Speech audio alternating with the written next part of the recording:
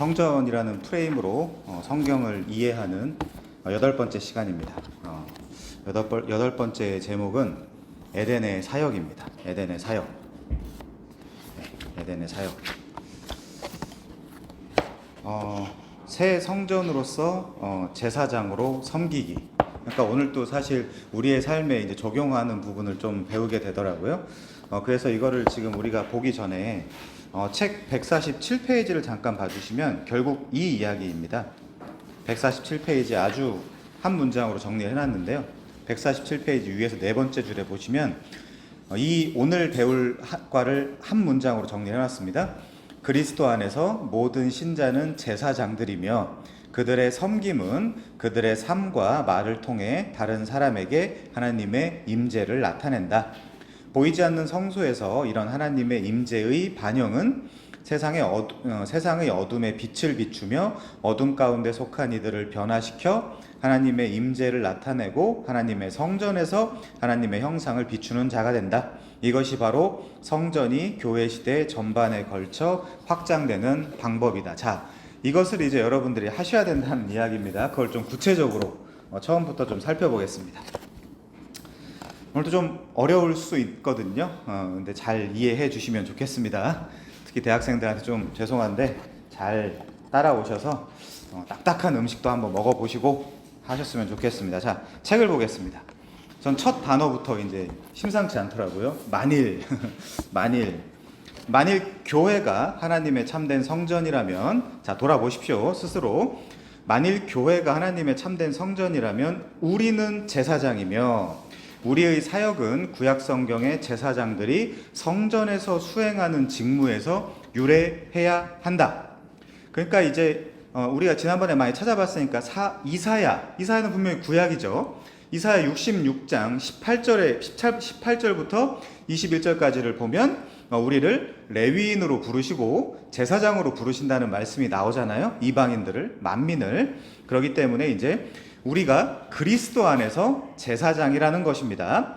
그래서 이제 요런 이제 이사야 66장 18절 이하의 성구들을 우리는 말하자면 막 복을 주겠다, 복 받는 부분만 이제 하이라이트 해놓을 것이 아니라, 이렇게 성경이 구속사적으로 그 과정을 거쳐서 성취돼 가는구나, 여러분들이 성경을 통해서 보셔야 됩니다. 자, 그래서 우리가 지금 읽은 이 문장은 구약의 성전 그리고 제사장에 대한 분명한 이해와 인식, 그리고 이제 연속성과 불연속성에 대한 정확한 인식을 하는 것이 여러분의 실력이며 그대로 살아가는 것이 새 성전에서 제사장으로서 여러분이 섬기는 그 사역이라고 할 수 있겠죠.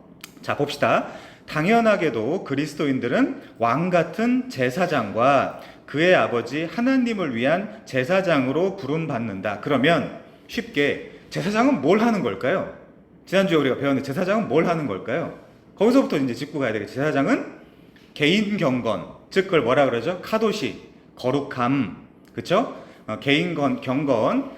우리 이제 사실 개혁교회는 영성이라는 단어 안 씁니다. 오염된 단어예요. 경건, 피에타스 경건. 그리고 이제 두 번째가 뭐죠? 화평케함.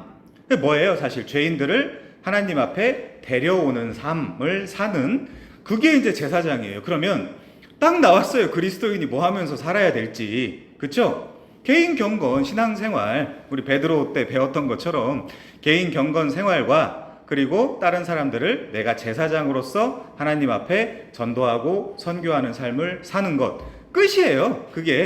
그거를 이제 길게 이제 우리가 배우는 건데, 구체적으로. 자, 그래서 하나의 거룩한 전이자 하나님의 처소인 성전은 성결과 제사장의 직무를 위한 장소였다. 성결, 그렇죠? 카도시, 거룩. 제사장의 직무는 뭐라고요? 화목, 화평케함.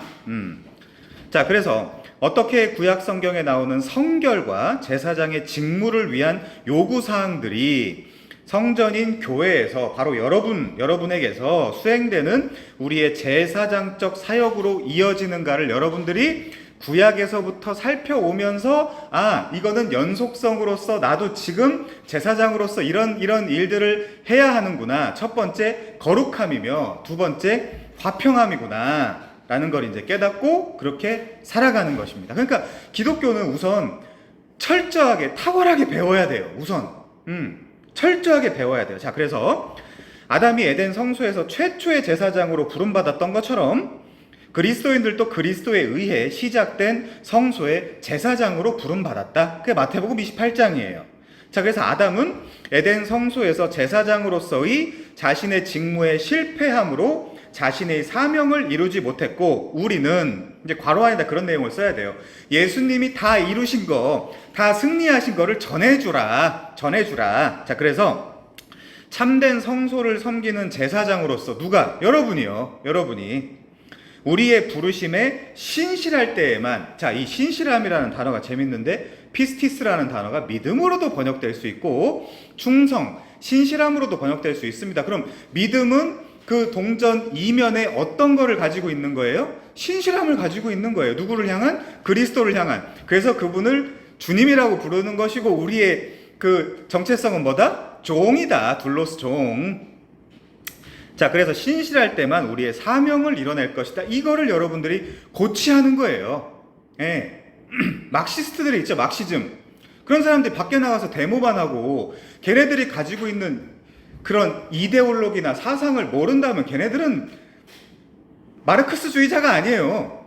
그쵸? 당연히 그걸 알고 그대로 그거를 표출할 수 있는 사람들이 사실 제대로 하고 있는 것이죠. 그러니까 우리도 마찬가지입니다. 우리 기독교인, 그리스도인, 안디옥 교회에서 촉발한 그 이름, 그 위대한 이름은 뭘 가지고 있냐? 어떤 컨텐츠를 가지고 있냐? 바로 이런 사실들을 정확히 이해해야 하는 것이다. 왜냐하면 자기가 사회주의자라고 하는데 물어보면 사회주의가 뭔지 모르는 사람들이 많거든요. 그거는 아니다, 그거는. 자, 그래서 이번 장에서 우리는 새 성전에서 요구되는 거룩함과, 그렇죠? 첫 번째, 거룩함. 이게 첫 우선순위, 거룩함. 그리고 제사장적 직무로의 부르심에 대해서 탐구할 것이다. 자, 근데 우리가 좀 더 구체적으로, 자, 히브리서 12장 14절에 가시면 거룩함과 화평함에 대해서 나와요. 히브리서 12장 14절에 우리는 사전에서 취하는 어떤 그런 내용을 우리가 동의하는 것이 아니라 어디서 이런 성경적인 개념들, 거룩함이 뭐지? 화평함이 뭐지? 이런 걸 어디서 취해야 될까요? 당연히 성경에서, 그쵸? 호몰레고메나, 그쵸? 거기서 취하는 거죠. 자, 히브리서 12장, 여기 어디를 보시냐면 14절에 보시면 모든 사람과 더불어 화평함과 거룩함을 따르라. 이거 누구의 직무라고요?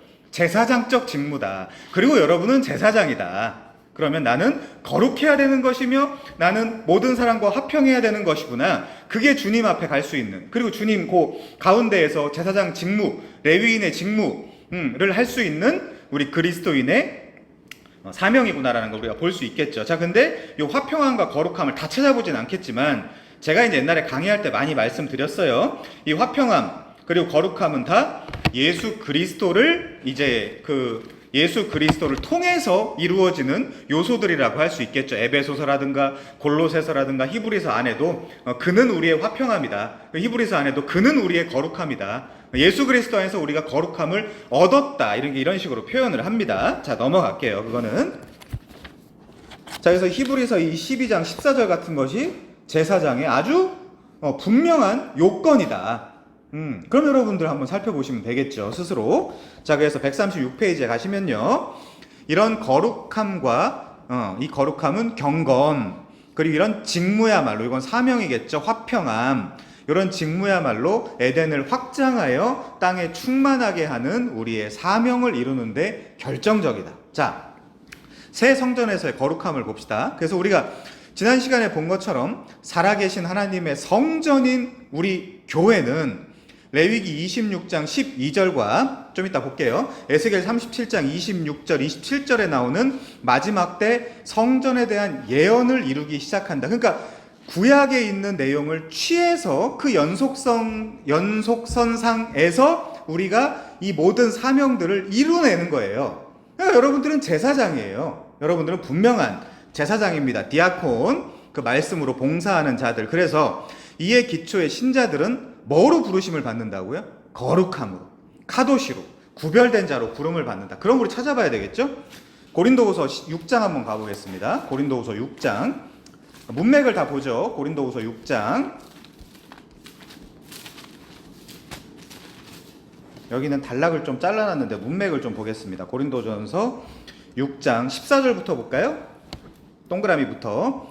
너희는 믿지 않는 자와 멍에를 함께 매지 마라. 의와 불법이 어찌 함께하며 빛과 어둠이 어찌 사귀며 그리스도와 벨리알이 어찌 조화되며 믿는 자와 믿지 않는 자가 어찌 상관하며 하나님의 성전과 우상이 어찌 일치가 되리요. 성전 나오죠? 우리는 살아계신 하나님의 성전이라. 이와 같이 하나님께서 이르시되 내가 그들 가운데 거하며 두루 행하여. 이게 이제 성전의 그 증거라 그랬잖아요. 여러분 안에서도 하나님이 이제 하나님이 여러분 안에서 행하시기 때문에 여러분은 뭐가 나오는 거예요? 야고보서의 그런 행위들이 나오는 거예요. 야고보서의 그 행위들이, 믿음의 행위들이. 자, 그래서 그러므로 너희는 그들 중에서 나와서 따로 있고 부정한 것을 만지지 말라. 내가 너희를 영접하여 너희에게 아버지가 되고 너희는 내게 자녀가 되리라. 이거 언약 어법이죠. 전능하신 주의 말씀이니라 하셨느니라. 7장 1절까지 보면요, 연결되니까. 그런즉 사랑하는 자들아, 이 약속을 가진 우리는 하나님을 두려워하는 가운데서 거룩함을 온전히 이루어 육과 영의 온갖 더러운 것에서 자신을 깨끗하게 하자가 성전으로서 그리고 제사장으로서 여러분의 역할이다. 지금 이 문맥 이해하시겠죠? 자, 그래서 다시 책으로 가면요, 다시 한번 읽어보겠습니다. 그러므로 너희는 그들 중에서 나와서, 이제 이게 바벨론, 세상을 상징하는 그 바벨론에서 자주 쓰이는 표현이거든요. 그 죄에 참여하지 말고 거기서 나와라. 그래서 따로 있고, 요 따로 있고가 굳이 원어로 번역을 한다면 그게 카도시예요. 거룩은 그냥 구별입니다. 구별. 그리고 부정한 것을 만지지 말라. 구약 때 부정한 거 만지면 어떻게 했어야 됐어요? 속건제 드렸어야 됐죠. 내가 너희를 영접하여, 그러니까 따로 있으라. Having been sanctified in Christ. 그리스도 안에서 거룩해졌다. 이게 고린도전서 1장의 그 고린도 교회를 묘사할 때 쓰는 표현이잖아요. 너희들은 거룩하여 졌다. 그리스도 안에서. 자, 그래서 너희에게 아버지가 되고 너희는 내게 자녀가 되리라. 이건 언약이에요. 언약. 구약에 그렇게 나오는 언약. 나는 너희 하나님이 되고 너희는 내 백성이 되리라라는 그 언약 똑같이 이제 인용을 하시는 거죠. 그리고 이것은 전능하신 주의 말씀이니라 이제 이렇게 이야기를 하는 겁니다. 자, 그래서 구별된 삶 이런 것들을 이야기하고 우리가 사사기에서 잘 배웠다시피 사사기 3장에서 뭐 조금 남겨놓고 뭐 조금 남겨놔가지고 결국 가나안의 그 문화라든지 관습이라든지 이런 거에 바로 넘어가 버리는 그 이스라엘의 그 모습을 볼 수 있었죠. 그렇지만 신약에서 그렇게 하면 안 된다. 너희는 성전이기 때문에 그렇게 하면 안 된다. 이런 표현들을 하고 있습니다. 자, 그래서 넘어갈게요. 거룩함은 살아계신 하나님의 성전인 자들에게 요구되며 구별됨, 따로 떼냄, 신자들은 그들 가운데 즉 부패한 세상의 한복판에서 빠져나와야 하고 부정한 것을 만지지 말아야 한다. 왜냐하면 그들은 성전에서 섬기는 제사장들이기 때문에.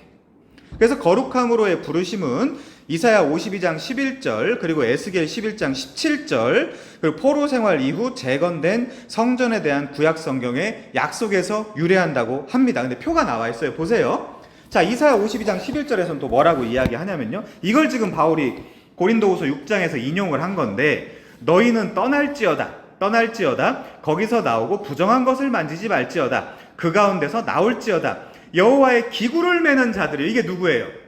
레위인이죠. 이게 레위인이에요. 근데 그들 중에서 만민 중에서 내가 레위인과 제사장을 삼겠다.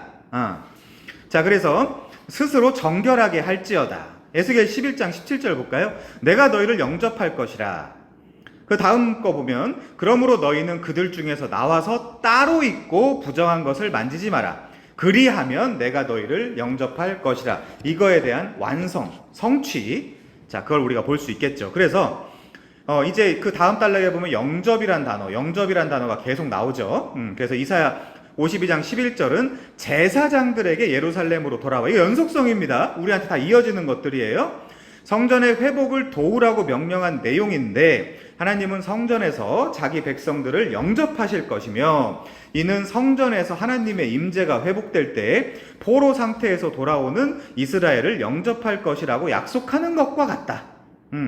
자, 넘어갈게요. 그래서 다음 이제 성구를 보시면 이렇게 나와 있어요. 그런즉 앞에랑 연결해서 읽어라. 그런즉 사랑하는 자들아, 이 약속을 가진 우리는 하나님을 두려워하는 가운데서 거룩함을 온전히 이루어 육과 영의 온갖 더러운 것에서 자신을 깨끗하게 하자. 왜? 내가 성전이니까. 왜? 내가 내 안에 성령이 거하시니까. 너희는 하나님의 밭이며 너희는 하나님의 전이라. 그 하나님의 전을 더럽히는 자는, 원어에 가까운 건 멸하는 거라고 했어요. 멸하는 자는 하나님이 너희를 멸하시리라. 이렇게까지 굉장히 경고하고 있거든요. 우리는 막시스트들보다 더 열심히 공부해야 될 거 아니에요. 그쵸? 기독교인이니까 더 열심히 공부해서 그 사상, 그 철학을 가지고 하루하루 한 발 한 발 걸어나가는 자들이 그리스도인들이에요. 무슨 제자 훈련 받았다고 구원받았다 이런 황당한 이야기는 이제 안 통합니다. 하나님 나라에서. 자, 넘어갈게요. 그래서 우리는 여기 성전이죠. 우리가 살아계신 하나님의 성전에서 직무를 수행하기 때문에 그건 화평케함, 그쵸? 화평케함. 그의 전제는 거룩함. 자, 그래서 우리는 거룩함으로 부름을 받는다. 여기서 이제 우리가 찾아볼 것이 있어요. 데살로니가후서 4장에 가시면 데살로니가후서 4장, 좋은 교회에서 그냥 다니면 성경을 다 읽어줘요. 데살로니가후서 4장에 가시면 데살로니가 전서 4장인가요? 네, 데살로니가 전서 4장에 가시면 3절에 이거예요. 여러분, 하나님의 뜻 알고 싶죠? 네, 하나님의 뜻을 알고 싶어요. 우린 모두 하나님의 뜻을 듣고 싶고, 막 기도해서 듣고 싶고, 누구한테 가서 물어봐서 듣고 싶고. 여기 나와 있네요. 하나님의 뜻은 이것이니 너희의 거룩함이라. 이거 별론데. 이거 재미없는데, 이거는. 자, 곧 음란을 버리고 각각 거룩함과 존귀함으로 자기의 아내 대할 줄을 알고 하나님을 모르는 이방인과 같이 세욕을 따르지 말고 이 일에 분수를 넘어서 형제를 해하지 마라. 이는 우리가 너희에게 미리 말하고 증언하는 것 같이 이 모든 일에 주께서 신원하여 주심이라. 하나님이 우리를 부르심은 부정하게 하려 함이 아니요 거룩하게 하려 하심이니 그러므로 저버리는 자는 이 거룩하게 하심을 저버리는 자는 사람을 저버림이 아니요 너희에게 그의 성령을 주신 하나님을 저버림이라. 그러니까 성전을 뭐 한 거예요? 멸한 거예요. 성전을 부정하게 한 거예요. 그러면 하나님이 어떻게 한다? 너를 멸하겠다. 이제 이거랑 아주 짝이 되는 그런 표현입니다. 그러니까 우리가 거룩이 뭔지를 아주 분명하게 이제 알아야 되겠죠. 데살로니가후서 2장 3절도 한번 볼까요? 데살로니가 전서네, 죄송합니다. 이게 이제 사도 바울도 마찬가지고 여러분들도 마찬가지입니다. 자, 데살로니가 전서 2장 3절. 우리의 권면은, 이게 이제 우리한테 굉장히 크게 다가오는 것은 사도의 권면이잖아요. 우리의 권면이라고 하니까 사도의 전통. 우리의 권면은 간사함이나 부정에서 난 것이 아니요 속임수로 하는 것이 아니라. 그러면 목사는 뭐 해야 되는 사람이냐면 사도가 가르쳐 준 것만 아주 정확하게 가르쳐 주면 돼요. 그 효과라든가 하냐 안 하냐는 제 임무가 아니에요. 그거는. 자, 그래서 그럼 4절에 그 내용이 나오는데 오직 하나님께 옳게 여기심을 입어 복음을 위탁받았으니. 여러분, 옳게 여기심 받아서 여러분도 복음을 위탁받았어요? 받아야 돼요. 받아야 돼요. 복음을 위탁받았으니 우리가 이와 같이 말함은 사람을 기쁘게 하려 함이 아니요 사람은 어떨 때는 열받게 할 수도 있어요. 이번에 일본에서 오신 손님들이 저 설교 들으면 어떤 사람들은 회심하거나 어떤 사람들은 뛰어나가겠는데 아주 좋은 평가라고 생각해요. 뛰어나가는 일이 있어야. 목사는 원래 미움받는 존재예요. 원래. 미움을 안 받겠다라고 막 일로 도망 다니고 절로 도망 다니는 거는 목사가 아니에요. 그거는. 목사는 원래 미움받는 사람이에요. 난 너무 미움을 덜 받는 것 같아서 가끔. 자, 어쨌든 그래서 오직 우리 마음을 감찰하시는 하나님을 기쁘게 하려 함이라. 이거를 신경 써야 돼요. 옆에 사람이 나를 어떻게 생각하냐, 막 칭찬하냐, 뭘 잘하냐 못하냐, 이게 아니라 하나님은 내가 지금 나한테 위탁하신 그 복음을 잘 전한다라고 하실까? 하나님은 나의 사역을 기뻐하실까? 여러분, 이거 목사한테 한정되는 게 아니기 때문에 여러분한테 적용해서 하나님이 여러분의 삶을, 언어를, 행동을 기쁘게 여기실까?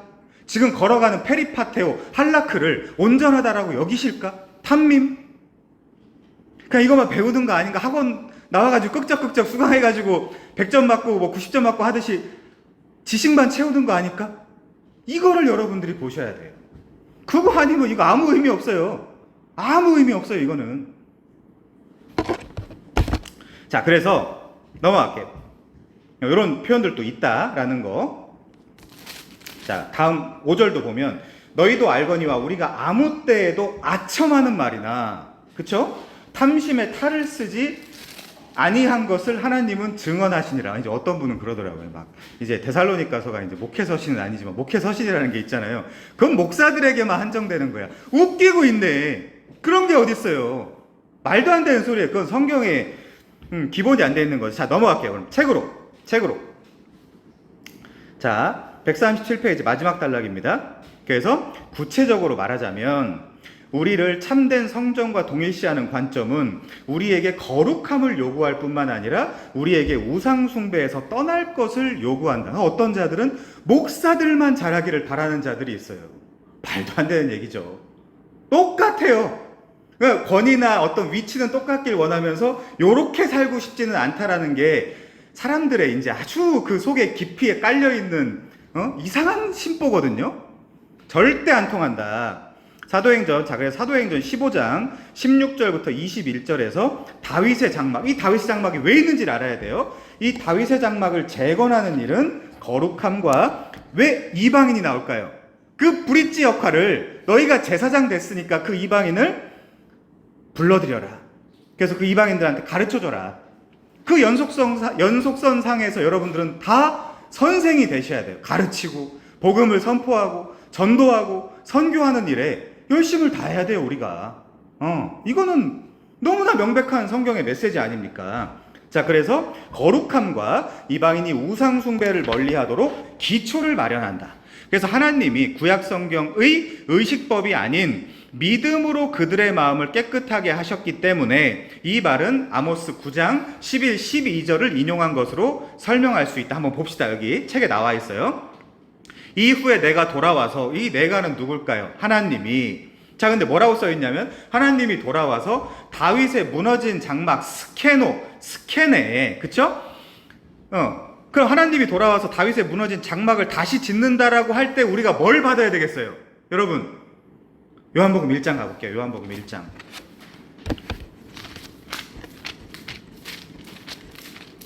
여러분 다 아시는 분들은 좀 이해하십시오. 이게 어려운 분들이 있으셔가지고 계속 반복해야 됩니다. 자, 요한복음 1장 가시면 태초에 말씀이 계시니라. 이 말씀이 하나님과 함께 계셨으니 이 말씀은 곧 하나님이시라. 이 말씀은 누구예요? 예수님이겠죠? 그가 태초에 하나님과 함께 계셨고 만물이 그로 말미암아 지은 바 되었으니 지은 것이 하나도 그가 없이는, personified 하고 있죠? 의인화하고 있어요, 지금.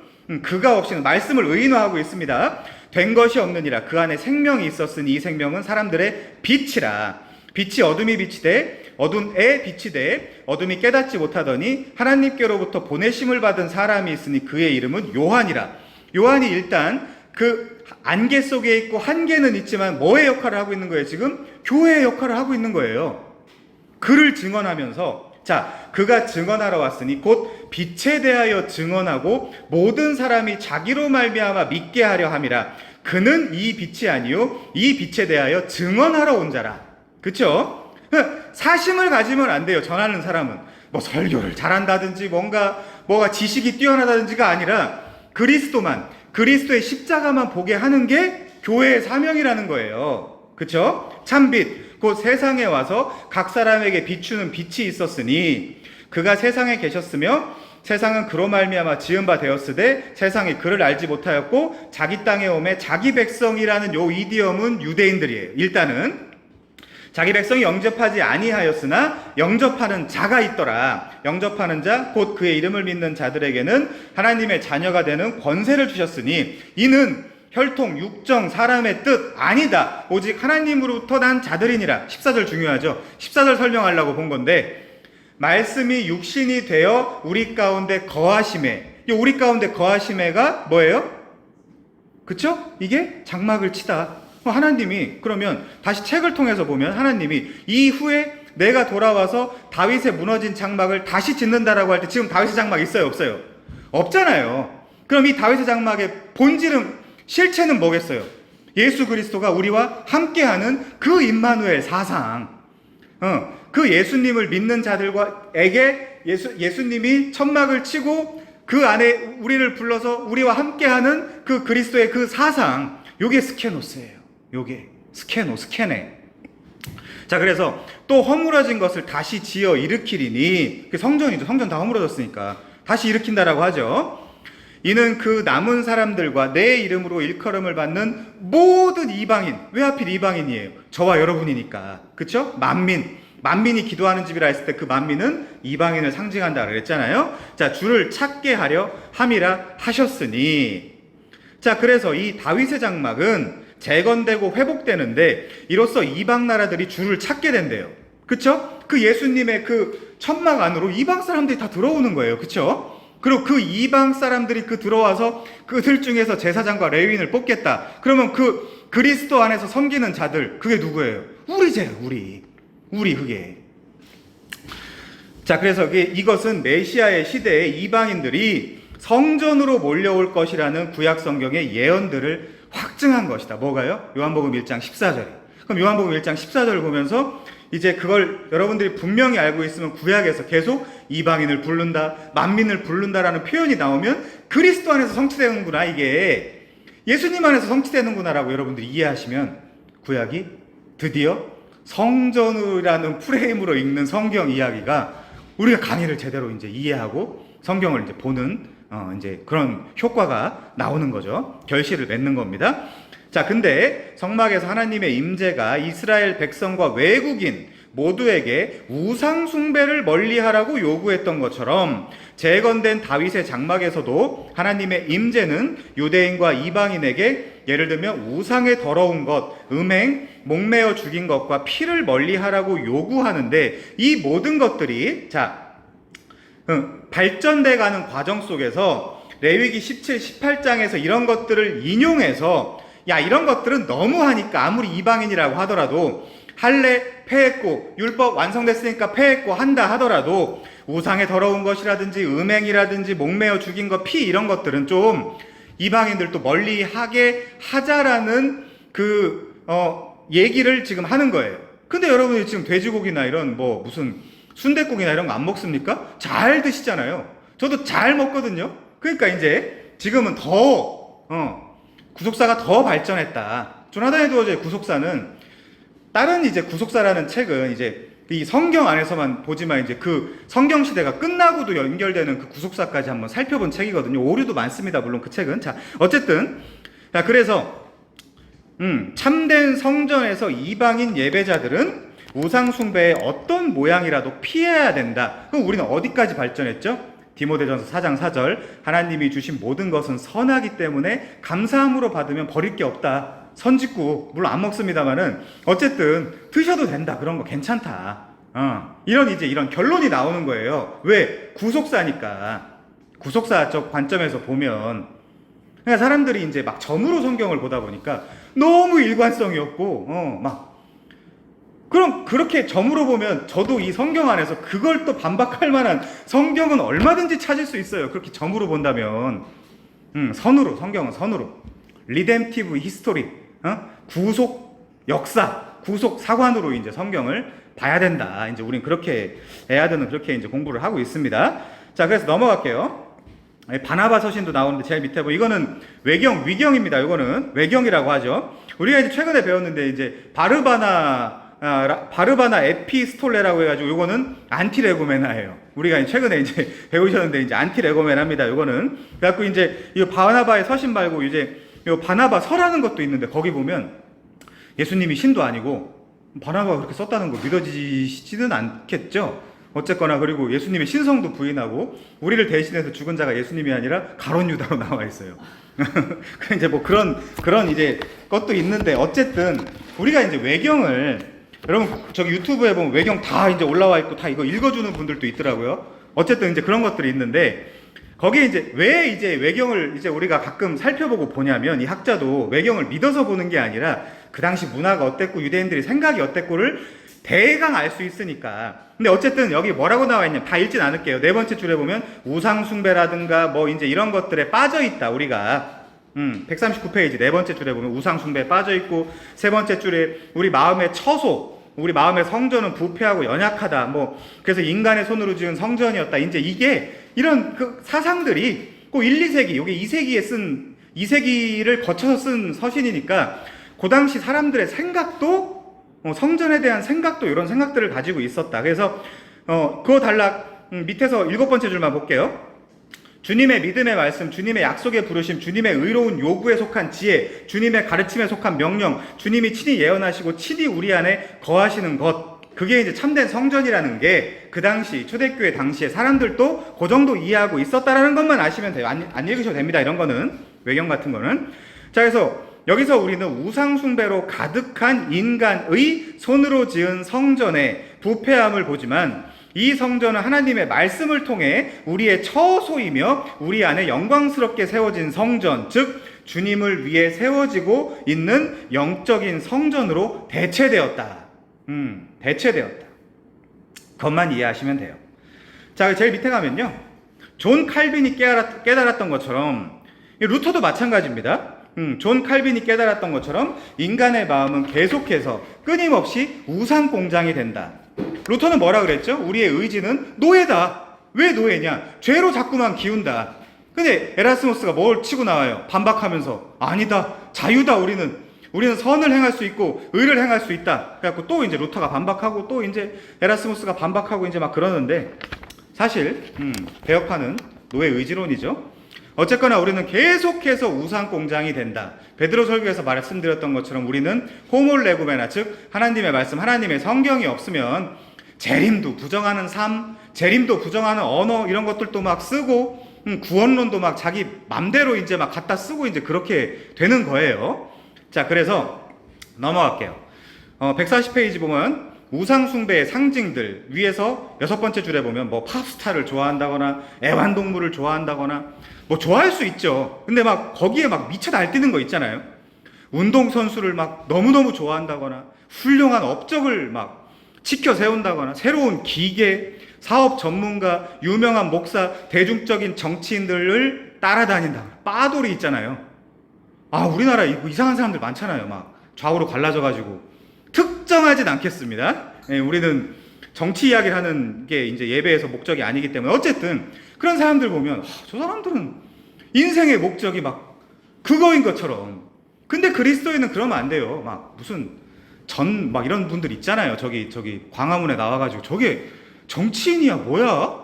싶은 사람들이 막 있잖아요. 막 그들이 사용하는 그런 언어나 이런 것들 보면 너무너무 황당한 사람들 막 있습니다. 어쨌든 그렇게 이제 근데 그 사람들 따라다니는 사람들 보세요. 거의 광신도에 가까운 사람들이 막 있잖아요. 그런 것들처럼. 자, 그래서 C.S. 루이스가 예시를 듭니다. 강아지를 자기 삶의 중심으로 삼는 여자.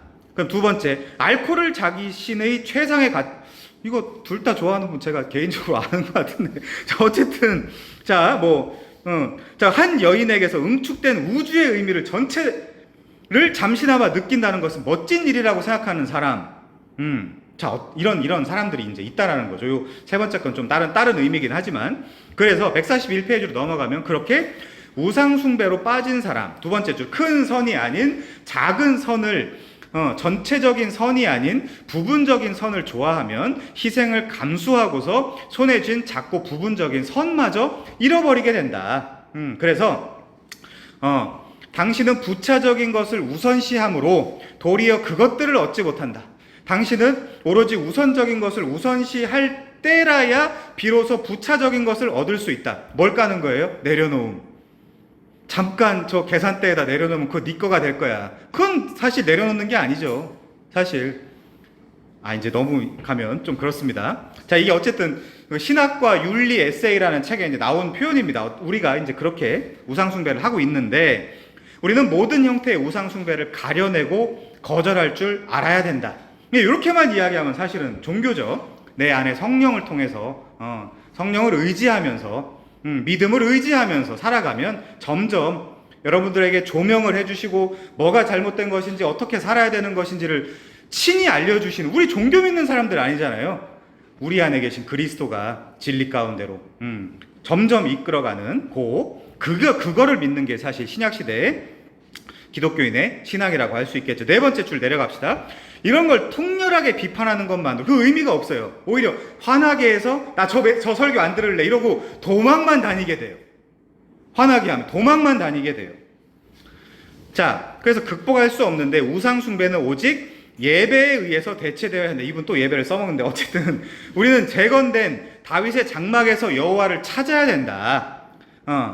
그래서 새로운 것으로 밀어내는 힘을 통해서만 오랜 욕정을 몰아낼 수 있는데 그게 뭐냐? 밑에서 5번째 줄, 우리의 우상적인 중독은 오직 우리 앞에 다른 대상, 즉 더욱 사랑할 가치가 있는 하나님을 두고 이로써 우리 마음이 오랜 욕정을 단념시키는 게 아니라, 종교가 아니라 오랜 욕정을 새로운 것으로 맞바꿈으로 설득될 때라야 극복될 수 있다.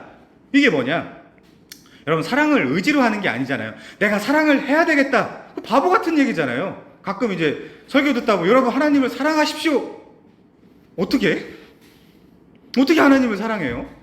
사랑스럽지 않은데, 무섭거나 부담스럽거나 교회 안에서는 막 친한 척을 하지만 혼자 있을 때는 아우 너무 껄쩍지근해, 말도 걸고 싶지 않아, 이런 생각 여러분들 솔직히 하시잖아요. 속에 아주 깊은 곳에. 근데 자, 어떻게 해야 되냐? 솔직히 이 방법밖에 없어요. 성경을 통해, 말씀을 통해 하나님이 어떤 분이시고 하나님이 여러분을 얼마나 사랑하시는지를 알 때만 가능한 거예요. 이거는. 그래서 믿음이 들음에서만 난다는 거예요. 쉐무 아코에 또 이야기할 필요는 없지만 어쨌든 믿음은 들음에서만 난다. 하나님 사랑하는 것도 저분이 어떤 분이고 얼마나 큰 분이고 얼마나 여러분 개인을 사랑하시고 여러분 개인 혼자 죄에 빠졌다 하더라도 그분은 날라오셔서 십자가를 질 뿐이다라는 걸 알 때만 그분을 사랑할 수 있지. 여러분 하나님을 사랑하십시오. 뭐예요 이게? 그게 됩니까? 안 돼요. 안 돼요 그거. 자, 넘어갈게요. 좀 이제 성경신학으로 좀 들어가 봅시다. 이사야 66장 1, 2절과 사도행전 7장에 나타난 고난받는 성도를 위해 계획된 마지막 성전. 자, 세 번째 줄 내려오시면요, 이사야 66장 1절이 하나님이 창조하실 장차 도래할 새 세상과 성전을 내다보면서, 새 하늘과 새 땅이에요 이게, 하나님의 현존하는 하늘 성전에 확장된 그곳에서 영원히 거하실 거라고 주장했다. 우리가 이제 그걸 이제 앞에서 배운 건데, 자, 한번 표를 볼게요. 표 8.2를 보시면 이사야 57장 15절에 보면 이렇게 나와 있어요. 지극히 존귀하며 영원히 거하시며 거룩하다 이름하는 이가 이와 같이 말씀하시되 내가 높고 거룩한 곳에 있으며, 있대요. 거기 거하신대요. 그럼 거기가 어딜까요? 성전. 그쵸? 있으며, 또한, 자, 이게 중요하죠. 이게 우리의 적용점입니다. 또한 통회하고 마음이 겸손한 자와 함께 있나니, 그게 누구예요? 성도예요. 이게 성도. 자, 이제 여기 있나니, 그리고 있으며 있나니, 이 장소가 어딥니까? 성전. 그쵸? 성전. 그래서 이는 겸손한 자의 영을 소생시키며 통회하는 자의 마음을 소생시키려 함이라. 여러분 힘든 거 알아요. 저도 다 그 과정 거쳤고 그 과정을 지금도 거치고 있는데 뭐냐? 하나님 앞에 통회하고 자복해서 내 마음이 누그러지고 겸손해지는 거 너무너무 힘든 거예요. 왜? 여러분들 개인 경건 안 뭐 하실 수도 있지만 잘 안 돼요. 그게. 이거 어떻게 해야 되냐? 하나님과 1대1로 개인 교제하는 거예요. 지성소 들어가서, 하나님 제가 오늘 또 넘어졌네요. 오늘 또 쓸데없는 소리를 했고 오늘 또 쓸데없는 행동을 했네요. 내가 거룩하지 못했고 내가 화평함을 이루지 못했네요. 어디서? 그리스도 안에서. 내가 성전입니까 하나님? 제가 제사장입니까? 뭐 스펄전, 로이드 존스 다 그랬대잖아요. 바울도. 야, 이거 내가 복음은 기깔나게 전해서 막 사람들도 돌아오고 막 그러는데, 야, 마지막에 나 버림받는 거 아니야? 말만 하고? 왜? 내가 더 영적으로, 그리고 이제 아주 깊이 있는 어떤 그런 지식들을 갖게 되면 내 안에 죄가 더 깊게 보인다는 거예요. 옛날보다 더. 그러니까 더 고통스러워요. 더 고통스러워. 너무너무 힘들어요, 이거는.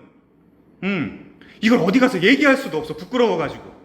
그러니까 사실 진짜 그 이야기를 아주 깊이 있게 나눌 수 있는 친구들도 만들어야 되거든요. 너무너무 외로운 거예요, 이 길 걸어가는 게.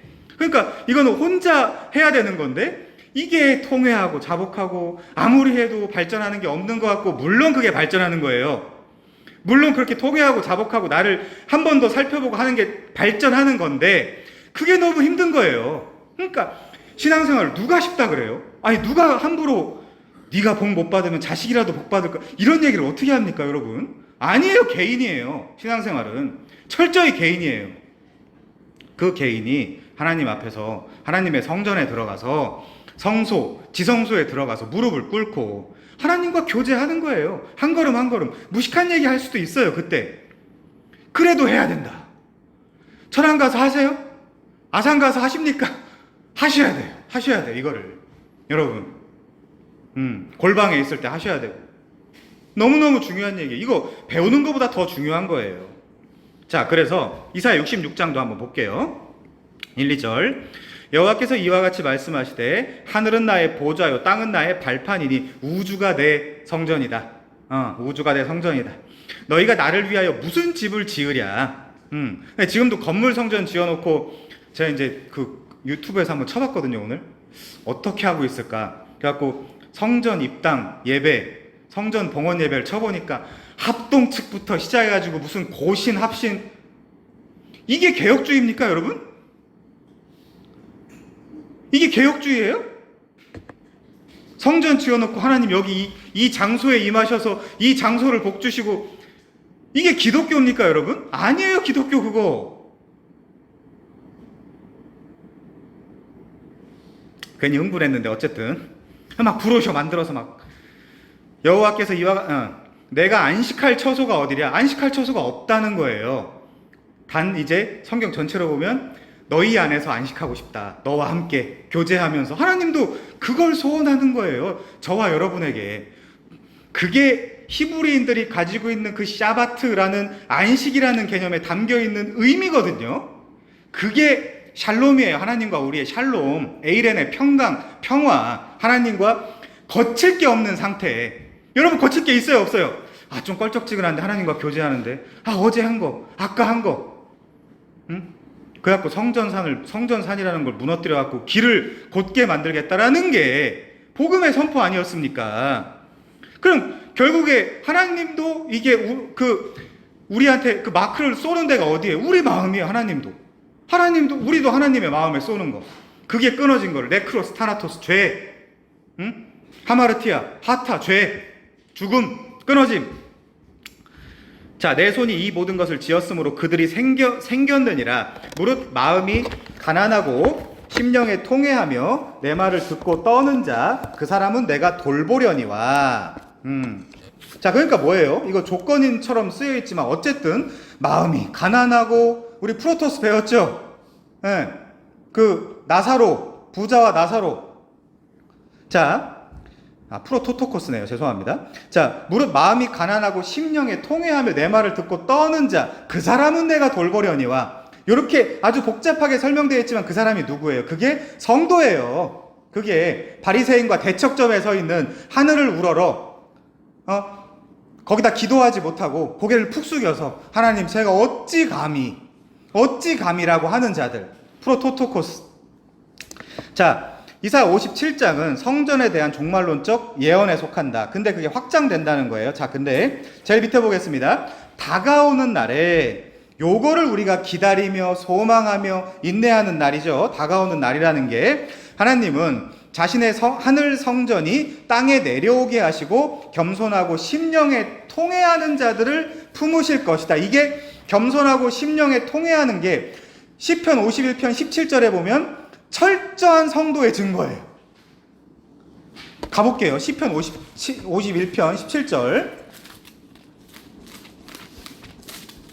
시편 51편 17절.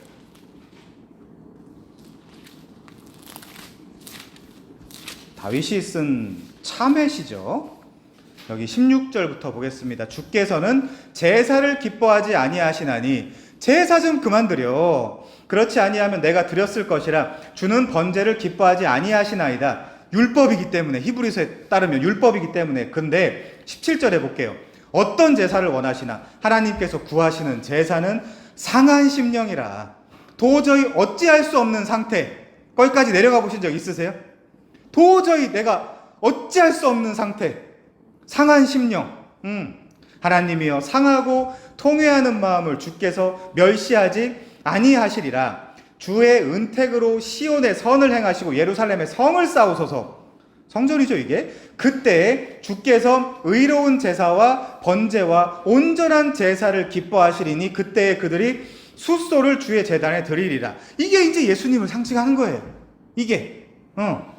그리고 그 이후에 우리 찬양의 제사, 그리고 우리 몸을 통한 제사. 그쵸? 바울이 이야기한 몸을 통한 제사, 히브리서 기자가 이야기한 찬양의 제사. 오늘 아까 찬양 불렀잖아요. 그 찬양.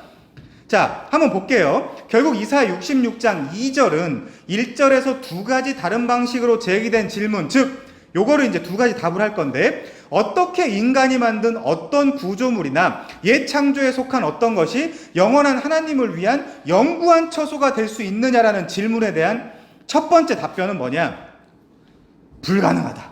근데 그 답변 자 볼게요. 다음 단락입니다. 우상숭배적인 옛 세상과 장차 도래할 하나님의 새 세상 및 성전 사이의 괴리는 겸손하고 심령에 통회하는 하나님의 백성과 우상과 함께 살기를 선호하는 사람들 사이의 대조를 통해 더욱 강조된다. 나사로와 대척점에 서 있던 바리새인들은 뭐였어요? 부자였죠. 왜? 거기 맘몬이라는 단어가 쓰였어요. 맘몬이 뭐예요? 맘모나스. 돈이고 우상이잖아요. 그게 이 세상에서. 그쵸? 걔네들은 그게 너무 많은 거예요. 그래서 누가복음 16장에도 그들은, 바리새인들은 뭐라? 돈을 좋아하는 자들이라 이렇게 써 있는 거예요. 돈을 좋아하는 자들이니라. 자, 그래서 새 창조의 도래를 알리기 전에 모든 우상숭배가 제거되어야 된다. 맘모니즘, 우상숭배, 그게 제거돼야 된다. 그래서 옛 하늘은 사라질 것이고 땅이 옷같이 해질 것이며 하늘의 만상이 쇠잔할 것인데, 근데 인간들이 뭘 구해요? 제발 그 쇠잔하고 없어질 것들을 잠깐만이라도 좀 주세요라고 구하고 있죠. 하나님의 임재라든가 하나님의 동행이라든가 하나님의 은혜, 은총을 구하는 대신 그냥 눈에 보이는 걸 주세요. 뭘 그렇게 복잡하게 하세요? 라는 거의 불신앙적 요소들을 구하고 있다는 걸 우리 스스로 알아야 돼요. 자, 그래서 다음번에 보면, 그래서 이와 반대로 하나님의 영원한 구원의 임재는 다시금 새 에덴 동산에 있게 될 것이다. 옛 에덴 동산 말고 새 에덴 동산에 있게 될 것이다. 그래서 온전한 새 창조만이, 새 창조할 건, 옛 창조와 새 창조를 여러분 잘 이해하셔야 됩니다. 온전한 새 창조만이 창조주의 임재를 감당할 적합한 거처가 될 수 있는데, 그게 누구냐? 예수 믿는 자들이다. 이런 이유로 이사야 66장 1, 2절이 구약성경 전체에서 가장 유명한 새 창조와 관련된 두 본문 사이에 끼어 있다. 하나는 뭐다? 이사야 65장 17절과 그 이사야 66장 22절이 새 창조에 대해서 가장 구약에서 말하는 유명한 본문인데, 그 사이 66장 1, 2절이 끼어 있다. 마치 샌드위치의 패티처럼 그렇게 끼어 있다. 자, 이제 두 번째 대답을 볼게요. 두 번째 대답은 이사야 57장 15절과의 유사성에 비추어 판단해야 되는데, 즉 새 창조에서 하나님은 고통받고 상처 입은 사람을 소생시키심. 그쵸? 개역개정에서는 부활시키심으로 번역을 하는데, 하나님의 새 질서의 일부가 되게 하신다. 자, 이제 여기 좀 중요한데 어디를 보냐면요, 이거를 지금 누가 인용하냐면, 자, 다음 단락 볼게요. 이게 이제 성경신학인데, 다음 단락. 자, 이사야 66장 1, 2절이 마지막 때 성전을 가리킨다는 사실은 사도행전 7장에 나오는 스데반의 설교에서 더욱 입증된다. 왜? 스데반이 이걸 인용하거든요. 그래서 뭐라고 인용하나 좀 봅시다. 이걸 여러분들 지금 우리 성전을 배우고 있는 거예요. 스데반이 뭐라고 인용하나 봅시다. 자, 공교롭게도 스데반은 나사렛 예수가 이곳을 헐고, 이곳이 어딘데요? 자, 이곳을 헐고 또 모세가 우리에게 전하여 준 규례를 고칠 것이라고 말해. 그 규례가 뭔데요? 자, 여기 나와 있죠? 이 거룩한 곳과 이게 뭐예요? 성전. 그쵸? 율법을 거슬러. 그러면 이 규례가 뭐였어요? 율법이었던 거예요. 그 율법을 거슬러. 누가? 나사렛 예수가. 그럼 여러분 유대인이에요? 아니면 그리스도인이에요? 당연히 그리스도인이죠. 그러면 그리스도가 가르쳐 주신 걸 따라가야죠. 근데 그리스도가 가르쳐 준 게 뭐예요? 이 성전을 헐고 그리고 율법을 완성해서 폐하였다. 우리는 새 언약을 따라가는 자들이다. 그리고 니네가 성전이다. 이런 개념들을 따라가는 자들. 한국의 유대인 교회들이 얼마나 많습니까? 유대교 교회가 적당히 이것 조금 섞어가지고 교회하는 데가 얼마나 많아요. 그건 기독교가 아니에요. 그거는 절대 기독교가 아니에요. 그거는. 자, 그래서 그렇게 말한 혐의에 대한 대답의 일환으로 이사 66장 1절을 인용한다. 자, 한번 볼게요. 이사 66장 1절을 뭘 인용했냐? 이사 66장 1절 여호와께서 이와 같이 말씀하시되 하늘은 나의 보좌요 땅은 나의 발판이니 너희가 나를 위하여 무슨 집을 지으랴? 내가 안식할 처소가 어디랴? 자, 좀만 더 내려가 볼게요. 되게 중요한 얘기니까 문맥을 좀 봅시다. 나 여호와가 말하노라 내 손이 이 모든 것을 지었으므로 그들이 생겼느니라. 창조주란 뜻이에요. 근데 내가 창조주인데 야, 창조자가 가서 쉬고 거할 집을 니네가 어떻게 만들어? 이 얘기예요. 자, 보세요. 무릇 마음이 가난하고 심령에 통회하며 내 말을 듣고 떠는 자, 그 사람은 내가 돌보려니와 소를 잡아 드리는 것은 살인함과 다름이 없이 하고 어린 양으로 제사 드리는 것은 개의 목을 꺾음과 다름이 없이 하며 드리는 예물은 돼지 피와 다름이 없이 하고 분향하는 것은 우상을 찬송함과 다름이 없이 행하는 그들은 자기의 길을 택하며 그들의 마음은 가증한 것을 기뻐한즉. 어떻게 한대요? 하나님이 4절 무서운 얘기 나오죠? 나 또한 유혹을 그들에게 택하여 주며. 하나님이 그 유혹을 보내겠다는 거예요. 이 데살로니가전서에 이걸 또 인용합니다. 미혹의 영을 보내겠다라는 거. 진리를 따르지 아니하고 그 욕심대로 행하는 자들에게 너 거기서 못 나오게 할 거야. 내가 유혹을 보내서. 그 유혹을 이 시대에 구체적으로 이야기하면 뭐예요? 네 자식 복 받을 거야. 교회 다니면 목사 잘 섬기면 천국 갈 거야. 교회만 다녀. 일단 헌금해, 11조 하고, 이런 거예요. 다 지금 시대 교인들이라는 사람들이 이 유혹에. 그게 다 뭐예요? 소를 잡아 드리는 거, 양을 잡아 드리는 거, 예물을 바치는 거. 그러면 구원받을 줄 알고, 그러면 그 자식들이 복 받을 줄 알고. 천만의 말씀이에요. 제발 구원받지 못하게 막는 거예요. 이게 신약에 계속 나오잖아요. 구원 아무나 받는 거 아니에요. 내가 유혹을 그들에게 택하여 주며 그들이 무서워하는 것을 그들에게 임하게 하리니 이는 내가 불러도 대답하는 자가 없으며 내가 말하여도 그들이 듣지 않고 오직 나의 목전에서 악을 행하며 내가 기뻐하지 아니하는 것을 택하였음이니라. 이거 바울이 또 데살로니가에서 인용한다니까요. 이거 내가 미혹의 영을 보낼게. 진리 따르지 않지? 버젓이 써 있는데도 안 따르지? 그래? 그럼 막 내가 기적도 일으키고 막 그럼 혹 하는 거예요. 근데 사도들은 뭐라고 한다고요? 성부의 음성을 듣는 것보다 성경이 더 중요하다. 엘리야와 모세가 부활한 것보다 성경이 더 중요하다.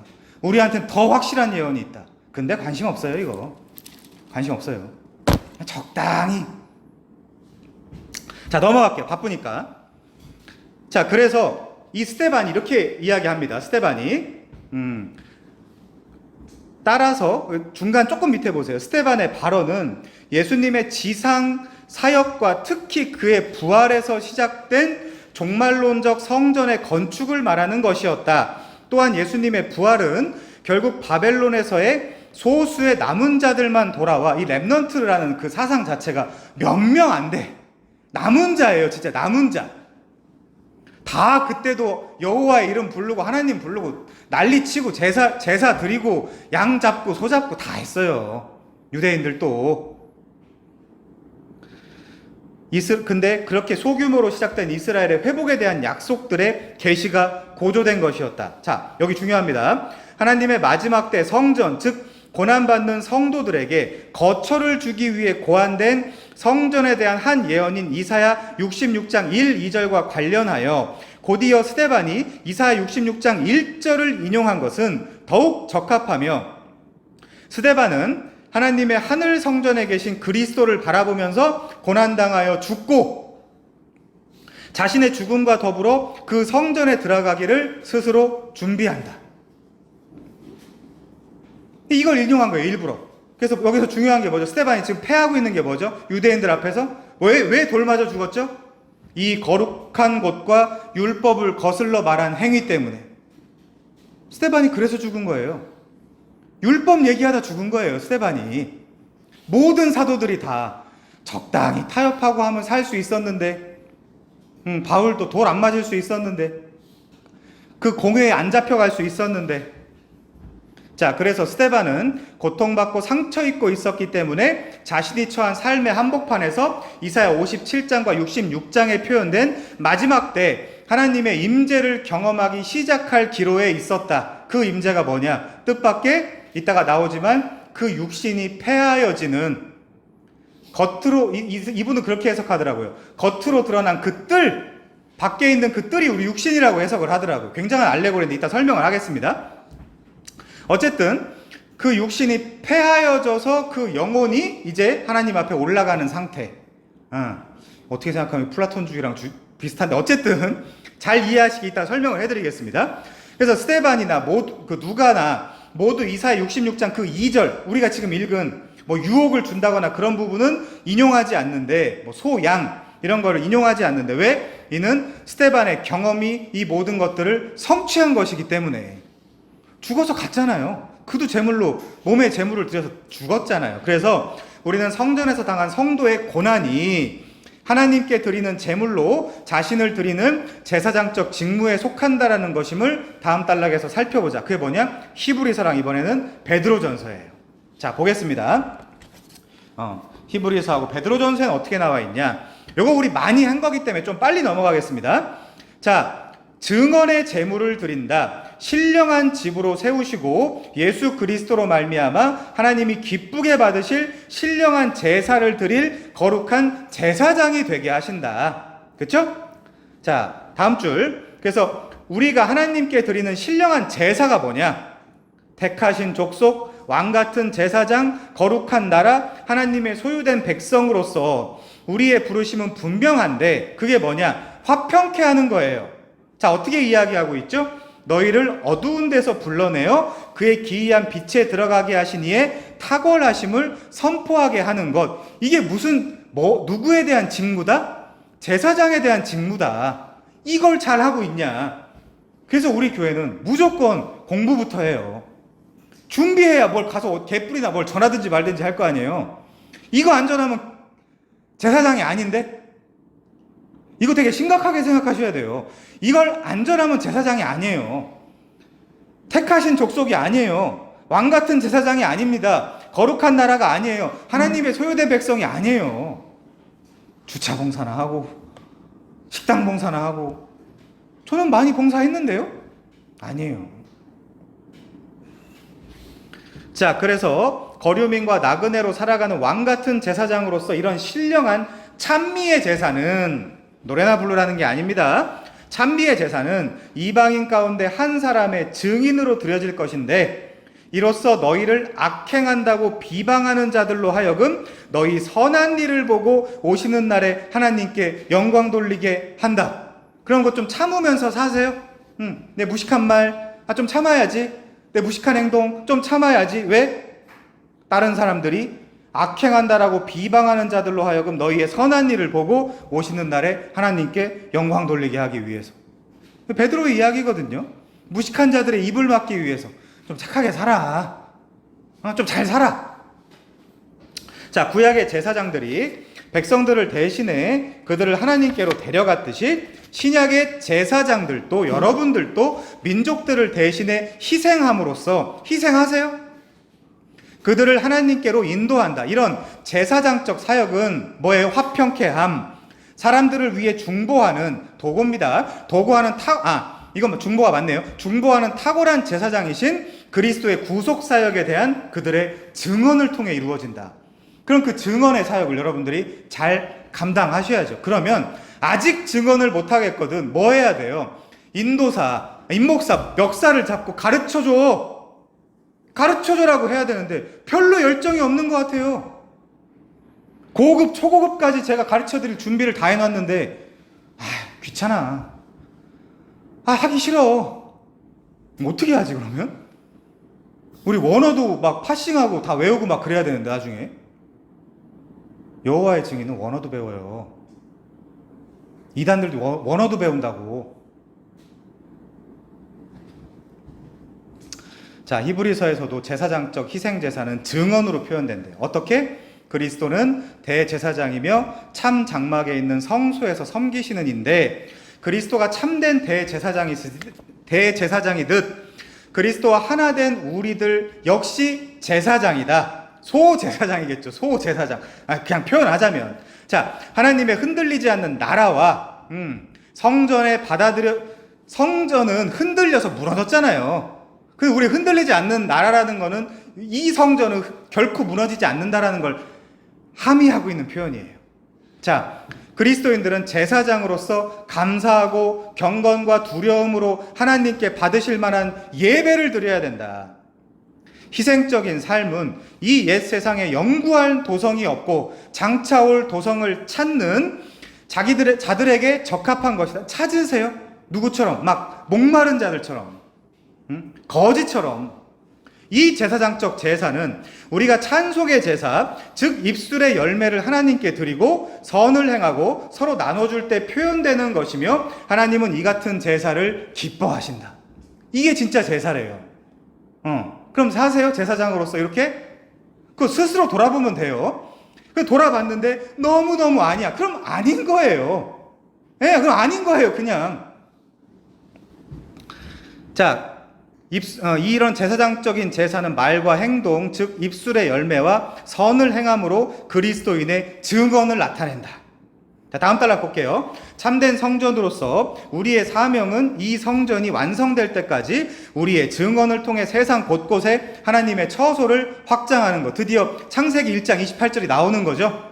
그거에 대한 예언에 대한 게 점점 더 이루어지는 거죠. 자, 그건 다 이제 그 밑에는 했으니까 예수 그리스도라는 모퉁이 돌을 통해서 점점 더 성전이 지어져 가는 겁니다. 자, 다음 페이지 147페이지 네 번째 줄이요. 그리스도 안에서 모든 신자는 제사장들이며 그들의 섬김은 그들의 삶과 말을 통해 다른 사람에게 하나님의 임재를 나타낸다. 하세요?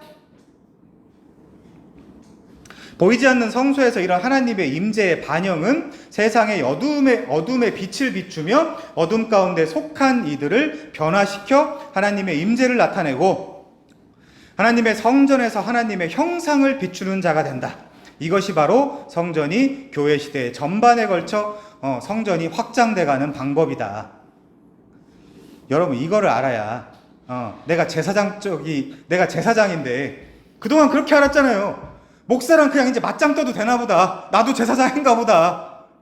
가 아니라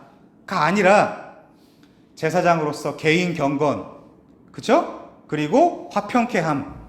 그 아주 분명한 인식, 내가 그리스도인으로서 어떻게 살아야 되는가에 대한 그리스도인이 뭔가, 제사장이 뭔가를 먼저 배우고 그 다음에 살 수 있는 거 아닙니까?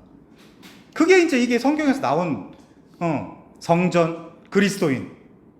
그럼 우리의 살아갈 길, 그거 하기 싫다? 아니에요. 그러면 어쩔 수 없어요. 나야 편들어주고 싶지. 같은 인간인데.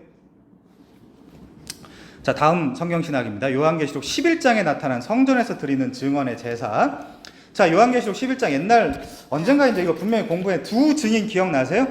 두 증인은 교회를 상징하는 거죠. 분명히 이거는 신학적으로 정리가 돼 있는 부분이에요. 이거는 별 쓸데없는 얘기를 하는 사람들이 굉장히 많은데 유튜브에도 황당했어요 아주. 자, 요한계시록 11장은 하나님의 성전으로서의 교회의 증언에 대한 가장 설득력 있는 그림을 제시하는데, 자, 다 읽을 필요 없어. 제일 밑에 보면 성구는 보고 갑시다.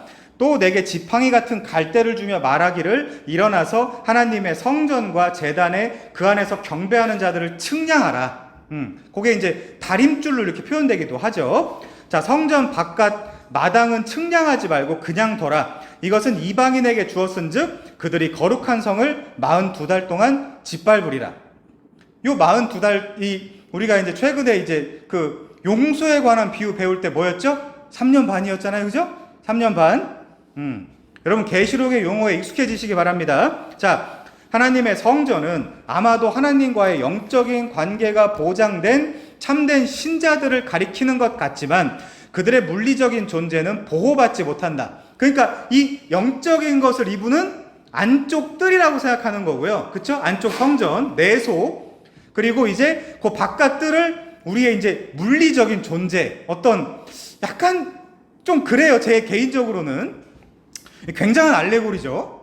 어떻게 생각하면 자, 이 성전은 교회 시대 전반에 걸쳐 존속하는데 이전에 이스라엘의 물리적 성전에 나타난 하나님의 임재는 이제 하나님의 백성이자 참된 성전인 교회에 임했기 때문에 내 손은 거룩하고 밖은 거룩하지 않다라고 생각하는 것 같아요. 아마 이게 이제 조직 신학자들이 보면 이거는 성속 이원론에다가 우리는 영과 육이 하나로 된 유기체로 만들어진 인간인데 이걸 되게 구분하려고 한다라고 이제 아마 좀 문제가 될 수 있는 표현이기도 해요. 요거는. 자, 어쨌든 그냥 요 분의 의도만 우리가 좀 읽어보자고요. 저도 이제 이게 좀 과한데라는 생각은 좀 하긴 하지만 어쨌든 자, 우리가 이제 뭘 알면 좋겠냐면 제가 요 단락은 빨리 넘어가겠습니다. 자, 중간에서 조금 위에 보시면 우리가 이제 여기서 뭘 배울 거냐면 첫 번째, 도대체 하나님의 성전은 뭐냐? 두 번째, 하나님의 성전을 측량한다는 것은 뭘 의미하냐? 세 번째, 성전 바깥에 있는 뜰은 뭐냐? 자, 이런 걸 이제 통해서 보면 요한계시록 11장 전반을 보면 다음 줄이에요. 이 성전이 하나님의 백성을 가리킨다는 것을 우리는 분명히 알 수 있다. 자, 그래서 이 단락에서 이번 단락에서 우리는 어떻게 성전이 하나님의 임재로서 측정되고 보호받는 하나님의 백성이 되는지와 더불어 바깥 뜰인 그들의 육체가 민족들에게 짓밟히는 시기 전체에 걸친 그들의 고난을 상징하는 제단에 대해서 탐구할 거다. 자, 빨리 넘어갈게요. 첫 번째, 그러면 하나님의 성전 나오스는 뭐냐? 자, 밑에 다섯 번째 줄에 보면요, 촛대, 첫 번째 촛대로도 표현이 되고요, 닫을 수 없는 문으로도 표현이 되고요, 하나님의 성으로도 표현이 되는데 이런 모든 것들은 왜 이렇게 이야기하냐? 그리스도인들은 이미 이 새 성전에 참여하고 있다. 그러므로 그리스도인이 곧 하나님의 나오스 성전이라는 거예요. 자, 149페이지 두 번째 단락이 둘째예요. 우리가 총 몇 가지를 볼 거냐면 5가지를 볼 거예요. 지금 첫 번째 봤죠? 첫 번째 봤습니다. 둘째, 성전이 하나님의 백성을 상징한다면 그럼 성전은 하나님의 백성이에요. 자, 요한계시록 11장 1절에 나타난 하나님의 성전과 제단을 측량한다라는 것은 무엇이냐? 다림줄 가지고 이거 스가랴 표현을 가져온 거잖아요. 자, 그럼 뭘 의미하냐? 요한계시록 21장 15절부터 17절에서 보면 새 예루살렘의 성벽을 측정하는 일은 역사 전체에 걸친 하나님의 백성에 대한 전적인 포함과 보호를 묘사한대요. 다만 그 안에 못 들어가면 어떻게 되는 거죠? 망하는 거예요. 자, 그래서 또 길이와 너비와 높이가 12,000 스타디온, 그러니까 총 2,400km 정도 되는 그 성벽의 두께는 144 규빗. 요 이제 규빗은 요 팔복 정도를 이제 나타내죠. 한 45cm에서 50cm 정도. 그리고 이스라엘에 12지파와 12사도가 있기 때문에 12에 12를 곱한 수가 많은 것은 역사 전체에서 하나님의 백성의 포괄성에 대한 강조를 보여주는데 그게 14만 4천이에요. 어디 이단은 14만 4천을 문자적으로 생각하죠. 그러니까 지금은 뭐라 그래요? 좀 더 은혜를 많이 주셨나 보다. 한 20만 명 정도. 이런 식으로 이제 말씀을 바꿔가는 거예요. 근데 이게 그냥 그런 표현이에요. 표현. 왜? 하나님의 백성의 수가 12니까. 그쵸? 12. 그게 12지파, 12사도. 이게 하나님의 백성의 상징 수라 그랬잖아요. 자, 그래서 계시록 11장에서도 마찬가지로 측량하는 일은 역사가 오염되지 않은 상태로 완성되기 전에 세상에서 자기 백성 가운데 두신 하나님의 거룩하시며 구원하시는 그 임재를 상징한다. 그래서 하나님이 영원히 그들의 구원을 보장하시는 것을 함축하는 것이 요한계시록 7장 3절부터 8절까지인데, 마찬가지로 성전을 측량하는 일 역시 영원히 하나님의 백성과 함께 하시는 구원의 임재를 확증할 것에 대한 보장을 보여준다. 그 안에 있으면. 그쵸? 그 안에 있으면. 자, 넘어갈게요. 세 번째. 그러면 요한계시록 150페이지 두 번째 단락이에요. 세 번째는 요한계시록 11장 1절에 나타난 제단은 뭐냐? 그럼 제단은 뭐냐면 다음 줄이요. 계시록 11장 1절에 나온 제단은, 여러분 이 8장은 여러분 스스로 읽으면 절대 이해 못해요. 그냥 이 요약을 들으세요. 그냥 요약을 들으시면 돼요. 자, 셋째. 요한계시록 11장 1절에 나온 제단은 제사를 드리는 장소라고도 번역될 수 있는데, 여기서 이것은 고난받는 언약 공동체를 가리킬 것이다. 우리 또 몸으로 제사 드린다. 찬미의 제사를 드린다 그러잖아요. 뭘로요? 우리가 고난받는 걸 통해서. 지지난주에 뭘로 배웠어요? 하나님의 영이 너를 네가 원치 않는 곳으로 데리고 가서 죽여버릴 거야. 그게 하나님께 영광이 될 거라고 했잖아요. 그 얘기예요, 이게. 자, 그래서 이 제단은 이제 하나님의 백성이 공동체에서 드리는 예배 방식을 가리키는데, 그게 뭐다? 고난이다. 그래서 요한계시록 6장 9절에서 요한은 하나님의 말씀과 그들이 가진 증거로 말미암아 죽임을 당한 영혼들이 제단 아래에 있는 것을 본다. 그럼 우리가 왜 순교하죠? 뭐 때문에 순교를 하나님이 순교라고 인정해 주죠? 말씀 전하는 거. 그렇죠? 말씀 전하는 거. 자, 이제 그건 넘어가고요. 네 번째. 요한계시록 마지막 단락입니다. 요한계시록 11장 1절에서 하나님의 성전에서 예배하고 있는 자들은 누구인가? 나우스에서 예배하는 자들은 누구인가? 이것은 하나님의 임재 가운데서 성전 공동체에서 함께 예배하는 신자들을 가리킨다. 우리 밑에서 네 번째 줄로 이야기하면 지상의 신앙 공동체에, 다음 줄 예배자들을 측량하는 일은, 그래서 그들에게 지상에서 무슨 일이 일어나더라도 그 안에, 아까 12,000 스타디온, 그쵸? 그 안에 들어가 있는 자들은 하나님이 지키신다, 보호하신다. 자, 마지막으로요, 151페이지. 측량하지 않은 채 민족들에게 주어진 성전 바깥 뜰은 뭘 상징하냐? 만일 안뜰이 하나님의 임재로 보호되는 참되고 영적인 성전을 상징한다면, 바깥뜰은 상해를 입기 쉬운 하나님의 참된 백성의 물리적인 육체를 상징한다. 이분의 생각이에요. 저는 개인적으로 좀 과하다는 생각이 들긴 드는데, 어쨌든 그냥 이해만 하세요, 이분의 생각을. 저는 이제 전통적으로 이제 생각하는 게 있거든요. 그 뜰 밖에는 어차피 성소나 지성소로 들어가는 자들이 아니기 때문에 거기 측량해서 거기를 심판하고. 그 이제 요한계시록, 요한복음, 스가랴 이제 광범위하게 나오는데, 자, 이제 그게 이제 전통적인 해석입니다. 자, 다음 단락 보시면요.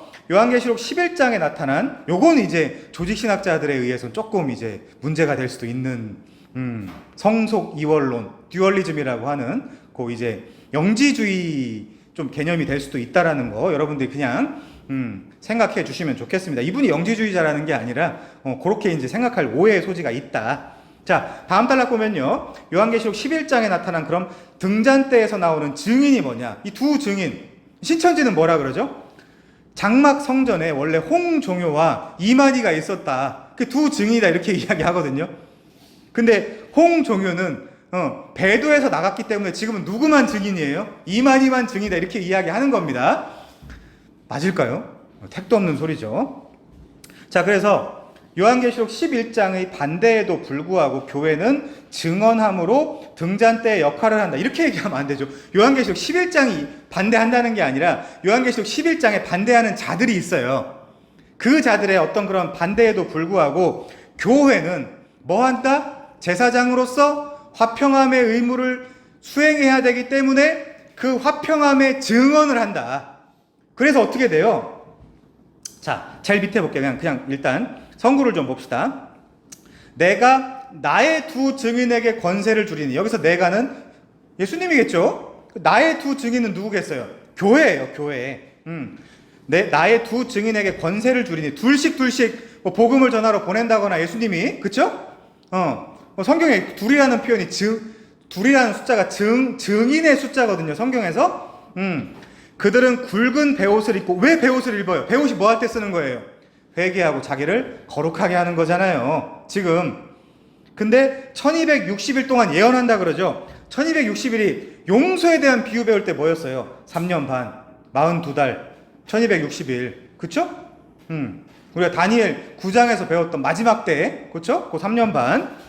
자, 내가 나의 두 증인에게 권세를 주리니, 이 권세가 뭐예요? 성령이 함께 하셔서 우리가 말씀을 전할 그 권세겠죠. 1260일을 예언하리라. 그들은, 예언이 뭐예요? 증언. 그들은 이 땅에서 주 앞에 서 있는 두 감람나무와 두 촛대니. 그러면 뭐가 다 같은 뜻이에요? 두 증인, 그쵸? 두 감람나무, 두 촛대는 동의어입니다. 지금 동의어. 둘 다 하나님의 말씀을 맡은 하나님의 증언자예요. 자, 그러면 우리가 이걸 한번 볼게요. 요한계시록 11장 7절이요. 얘네들이 어떻게 사는지. 요한계시록 11장 7절.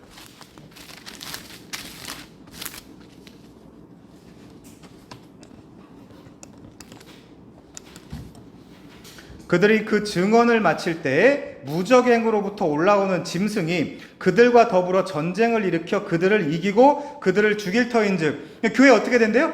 교회? 죽는다. 교회는 죽는 거다.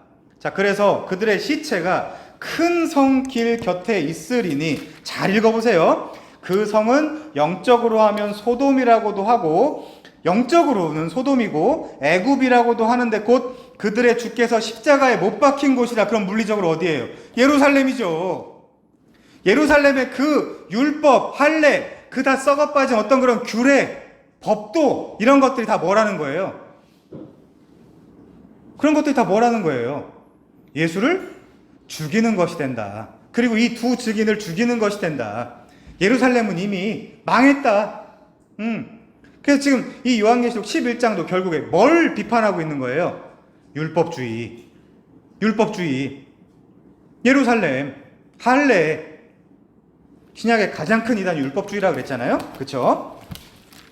자, 그래서 151페이지. 이 두 증인은 결국 예수님이 죽으신 그 율법주의의 문화. 여러분들이 만약에 복음을 전하면 누가 비판할까요? 저는 목사니까 잘 드러나잖아요. 저를 누가 제일 많이 비판하는지 아세요? 율법주의자들이 제일 많이 비판했는데, 전 너무 황당한 게, 어떻게 한국에 율법주의자가 있냐? 이건 머리가 나빠도 너무 나쁜 거 아니야? 우리는 율법을 받은 적도 없는데. 근데 율법을 지켜야 된다라는 얘기를 이 시대에 설교자라는 사람들이 해요. 자, 그 율법을 지켜야 된다라고 하는 예루살렘에서 예수님이 돌아가셨어요. 근데 거기 영적으로 하면 뭐다? 소돔이고, 또 애굽이다. 거기가 세상이다. 거긴 하나님 나라 아니다. 이 표현인 거죠. 자, 152페이지요. 밑에서 8번째 줄. 두 등잔대는 개인적인 사람이 아니라 하나님의 신실한 교회를 가리킨다. 그쵸? 두 증인, 두 등잔대, 두 촛대.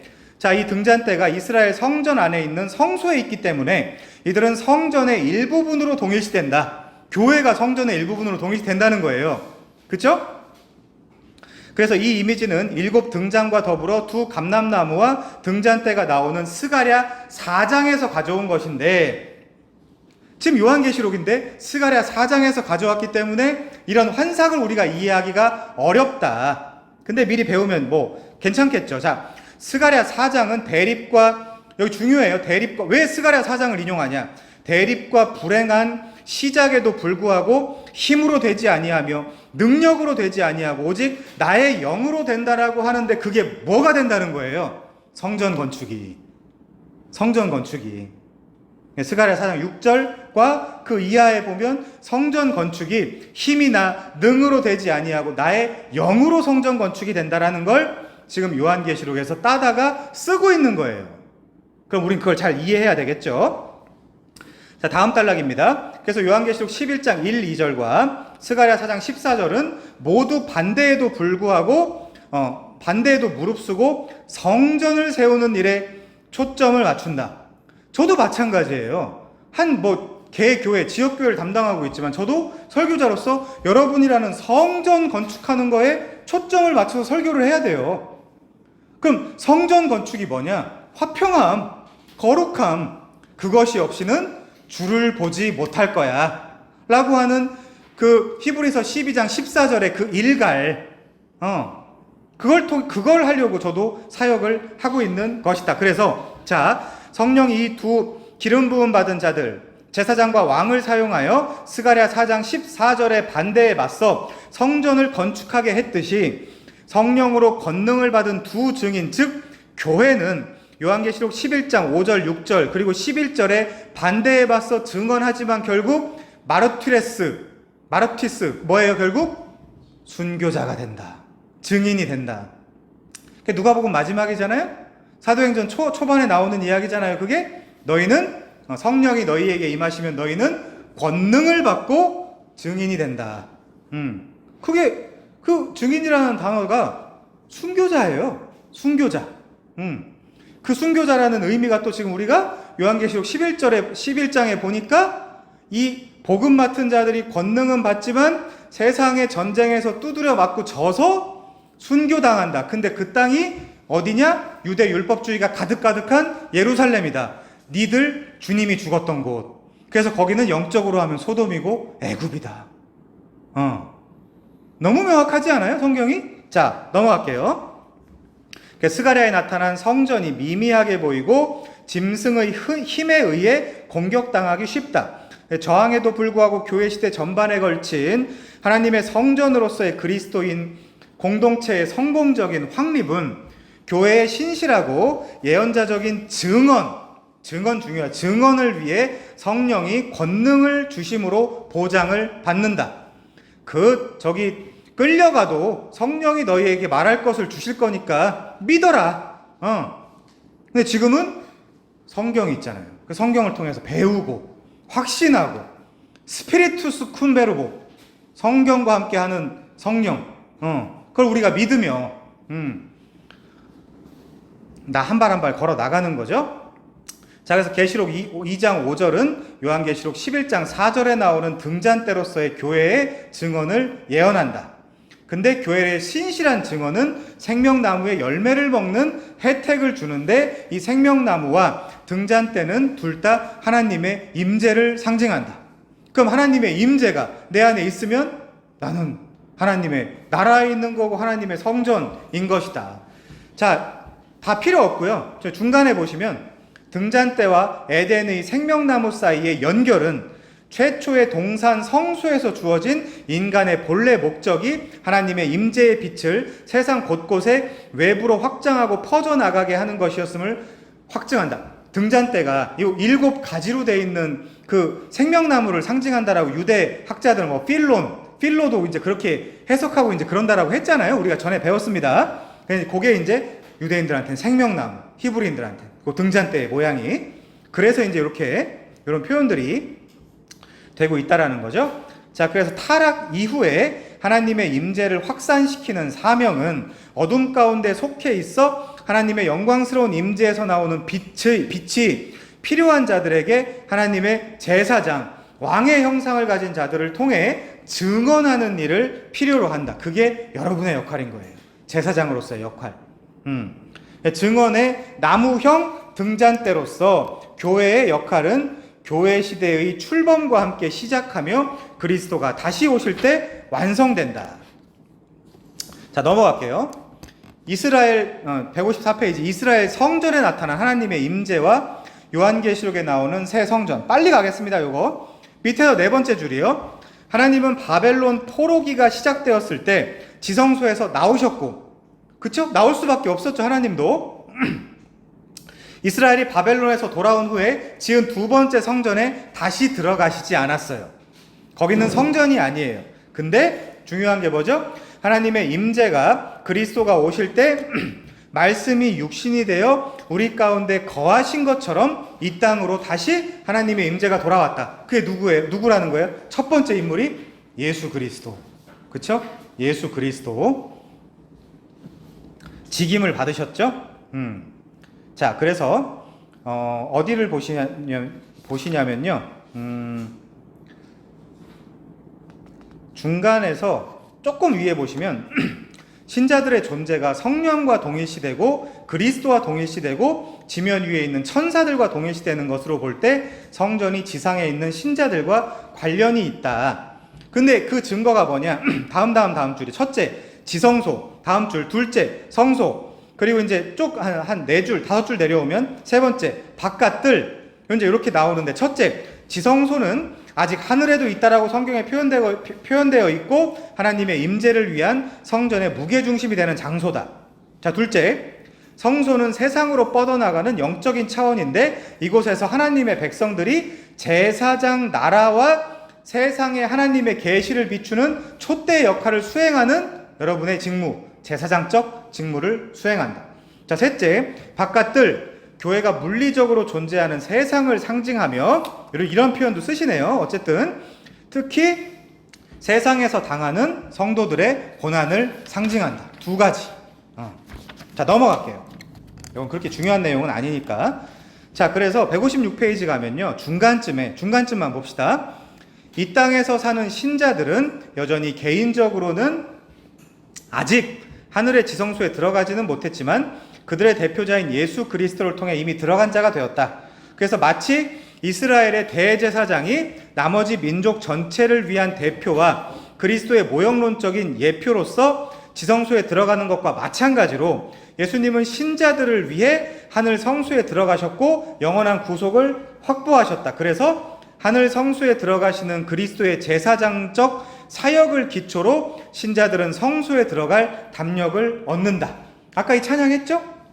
예수님 때문에 그 성소에 들어갈 담력을 얻는다. 그래서 다음 장으로 넘어가면요, 어린 양이 어디로 인도하든지 따라가는 자의 원리를 따라서 우리가 그리스도의 몸된 자로서 머리가 시키는 대로 사는 교회의 삶을 살게 된다. 결국 그리스도께서 가신 길의 본을 따라 교회가 순환과 죽음과 신원을 겪은 이후에 하늘에 있는 하나님의 성전이 열리니 성전 안에 하나님의 임재를 상징하는 하나님의 언약궤가 보인다라고 요한계시록 11장 19절에서 이야기하고 있는 겁니다. 자, 근데 이사 25장 7절에 보면 다음 요 성구 보세요. 또 이 산에서 모든 민족이 의 얼굴을 가린 가리개와, 고린도서 3장에 보면 이게 구약이죠. 열방 위에 덮인 덮개를 제하시며 사망을 영원히 멸하실 것이라. 거기서도 그 율법, 너희들 얼굴에 쓰고 있는 그 수건, 덮개 덮고 있으면 어떻게 된다 그래요? 율법은 죽이는 것이다라는 문맥이 딱 고린도후서 3장에도 나옵니다. 그 정도만 이해하시면 돼요. 너무 복잡하게 이해하실 필요 없습니다. 자, 이제 실천적 함의와 결론만 볼게요. 실천적 함의 158페이지. 자, 그래서 하나님의 말씀이 지닌 힘은 그래서 잘 배워야 돼요. 열심히 우리의 증언의 힘을 공급한다. 그럼 말씀이 나한테 없으면요, 증언을 못하는 거예요. 바보 교회, 바보 제사장, 바보 성전. 그런 게 어딨죠? 교회가? 그런 거 없어요. 교회는. 자, 우리의 제사는 우리가 찬송의 제사, 즉 그의 이름을 증거하는 입술의 열매, 그의 이름, 예수 그리스도의 이름, 그것만이 구원의 길이잖아요. 자, 하나님께 드리며 어두운 데서 불러내어 그의 기이한 빛에 들어가게 하시니에 아름다운 덕을 선포할 때 증언을 통해서 확증된다. 성전인 게, 제사장인 게. 그래서 우리의 증언은 우리 가슴 속에 있는 하나님의 약속으로 힘을 얻어야 한다. 그러면 약속 많이 가지고 계세요? 약속을 많이 가지고 계셔야 좋은 믿음을 가지고 계신 신자인데, 믿음이 좋다는 게 뭐라 그랬어요? 성경에 약속된 그 약속을 잘 이해하고 있고 잘 믿는 게 믿음을 좋은 사람이다. 그쵸? 자, 넘어가서요, 159페이지 두 번째 단락. 그래서 이번에 희생적인 증언은 실천적 함의 두 번째, 희생적인 증언은 회개와 예배의 심령에서 나온다. 저 예배의 심령이라는 건 이런 건 잘 무슨 말인지 잘 모르겠는데, 어쨌든 회개, 아까 말씀드린 하나님 앞에 서는 거, 누구로요? 제사장으로, 거룩한 자로. 그거 서세요. 그래도 옛날 어른들은 잘 몰라도 맨날 집에 가서 하나님한테 기도하고 자고 성경 보고 회개하고 막 그랬는데, 제가 이제 막 이런 신학을 가르치면서 이제 회개는 단회적 사건이고 이런 걸 가르치니까 더 안 해. 오히려 이런 신학이라는 게 더 이제 사람들을, 이 머리가 커진 이 교리가 사람들을 더 이제 신앙생활을 제대로 안 하게 만드는 그 이상한 도구가 돼버리고 말았어요. 그래서 그거를 성경신학자들은 교조주의자들, 니네들은 생동감이 없고 생명력이 없는 교조주의자라고 또 비난을 하는 거예요. 잘 이해해야 되는데, 내 이야기를. 한 번도 그렇게 이야기한 적 없습니다, 저는. 자, 요한계시록 11장에서 강력히 증언하는 교회는 굵은 베옷을 입는데, 왜? 회개, 상한 심령. 교회는 늘 굵은 베옷을 입고 살아요, 영적으로. 왜? 상한 심령. 통회하고 자복하는 마음. 하나님, 이런 제가 사역을 해도 됩니까? 하나님, 제가 교회의 일원이 맞습니까? 함부로 구원이 어째 구원의 확신 뭐 이런 얘기 안 떠든다니까요. 두렵고 떨림이라는 얘기가 왜 나오겠어요, 성경에. 그래서 이 성경 전체에서 굵은 베옷은 회개의 장면에 나타나며 통회하는 자의 슬픔과 심판 모두와 관련이 되어 있다. 근데 그 두 증인이 이 굵은 베옷을 입고 있다. 그래서 엘리야와 세례 요한은 둘 다 굵은 베옷을 입었고, 교회는 이와 동일한 예언자적 부르심을 받았기 때문에 교회는 뭐 하는 거예요? 엘리야나, 그쵸? 엘리야나 누구예요? 세례 요한보다 더 나간 사람들이에요. 우리는 더 한 걸음 더 나간 사람들. 그래서 더 예언자적 부르심을 받았다고요. 근데 자기를 신사도로 딱 특정하면 어떡해요? 나는 선지자고 나는 신사도라고 자기들끼리 막. 그 증언은 세상에 대한 우월감에서가 아니라 우리의 마음과 세상에 대한 깨어진 마음, 그 상한 심령에서 흘러나오는 것이다. 자, 세 번째 볼게요. 세 번째, 마지막 단락. 또 강력하게 증언하는 교회는 이 땅에 주 앞에 서 있는 두 촛대이며 두 촛대 위에 놓인 불타는 등불로 힘을 공급받는다. 그쵸? 이 두 촛대에서 나오는 힘이 뭐겠어요? 당연히 우리식으로 해석하면 말씀과 성령. 그쵸? 말씀과 성령. 자, 실천적 함의에 있어서 그럼 세 개 정도 있네요. 158페이지에 그 두 번째 단락에 보면 하나, 둘, 셋, 넷, 다섯, 여섯 번째 줄에 보면 용기 있는 증언은 능력을 받아야 가능하다. 그쵸? 그 능력은 어떻게 받는다? 성령이 너희에게 임하시면 너희는 권능을 받고 내 증인이 될 것이다가 첫 번째 실천적 함의가 되겠고요. 자, 두 번째 159페이지 두 번째 단락에 보면 또 희생적인 증언은 회개와 예배의 심령에서 나온다. 굵은 베옷을 입어라. 하나님 앞에 제사장으로 거룩하게 서라. 통회하고 자복하며 제사장으로 거룩함을 가지고 서라. 자, 세 번째는 뭐였어요? 마지막 단락 그 두 번째 줄에 보면 불타는 등불로 힘을 공급받아야 되는데 우리의 증언은 또 이제 예배에서 나오는 것이어야 된다고 얘기하는데 이해하고 넘어갑시다. 자, 우리의 증언이 지닌 밝기와 선명도는 이 두 촛대가 이 땅에서 주 앞에 서 있는, 즉 매우 가까운 하나님의 임재 앞에 서 있을 때 더욱 강해진다. 저는 가끔 스데반이라는 사람을 생각하거든요. 스데반이 어떻게 돌을 맞고 했을까? 아, 예수님이 보였으니까. 하나님이. 그걸 우리가 많이 경험하고 체험하고 체득하고 묵상하고 그런 원리에서 저는 경건을 훈련하자라고 했다라고 생각해요. 사도 바울이. 우리의 적용에 있어서 생각하고 묵상하고 순교에 대해서. 교회가 자라나는 씨앗, 그건 순교에서 흘린 피 때문이라고 하잖아요. 누가 했는지 교부가 했는데 제 눈들을 피하시네요. 자, 어쨌든 터툴리아노스가 했습니다. 자, 어쨌든 세 번째 줄에 보면 그래서 우리의 증언이 지닌 효과와 능력은 성경적, 신학적 또는 변증적인 지식만으로 오는 것이 아니라 아까 말씀드린 대로 능력을 받아야 하고요. 또 성령을 받아야 하고 또 하나님의 말씀을 받아야 된다.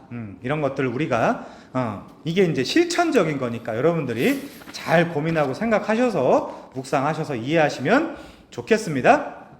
자, 그래서 우리가 신뢰하는 이 땅에 주 앞에 서 있기 때문에 나오는 것이다. 주님 앞에 늘 in front of God, 코람데오, 그 심령으로 살아가고, 학교도 직장도 다 그렇게 이제 살아가는 우리가 돼야 되겠죠. 자, 그 초기 사도들이 말한 행위에 능한 자들이었던 이유는, 초기 사도들이 말과 행위에 능한 자들이었던 이유는 그들이 예수와 함께 있었기 때문에, 그게 임마누엘이며 출애굽의 목적이며 이 세상의 구원의 목적이었죠. 자, 근데 왜 우리는 이렇게 미약하냐? 왜 교회가 깨진 부부관계와 우울증과 알코올 중독과 망가진 삶과 포르노, 그래, 피에 중독된 마음, 또 약 이런 데 중독돼 있냐? 이 교회들이.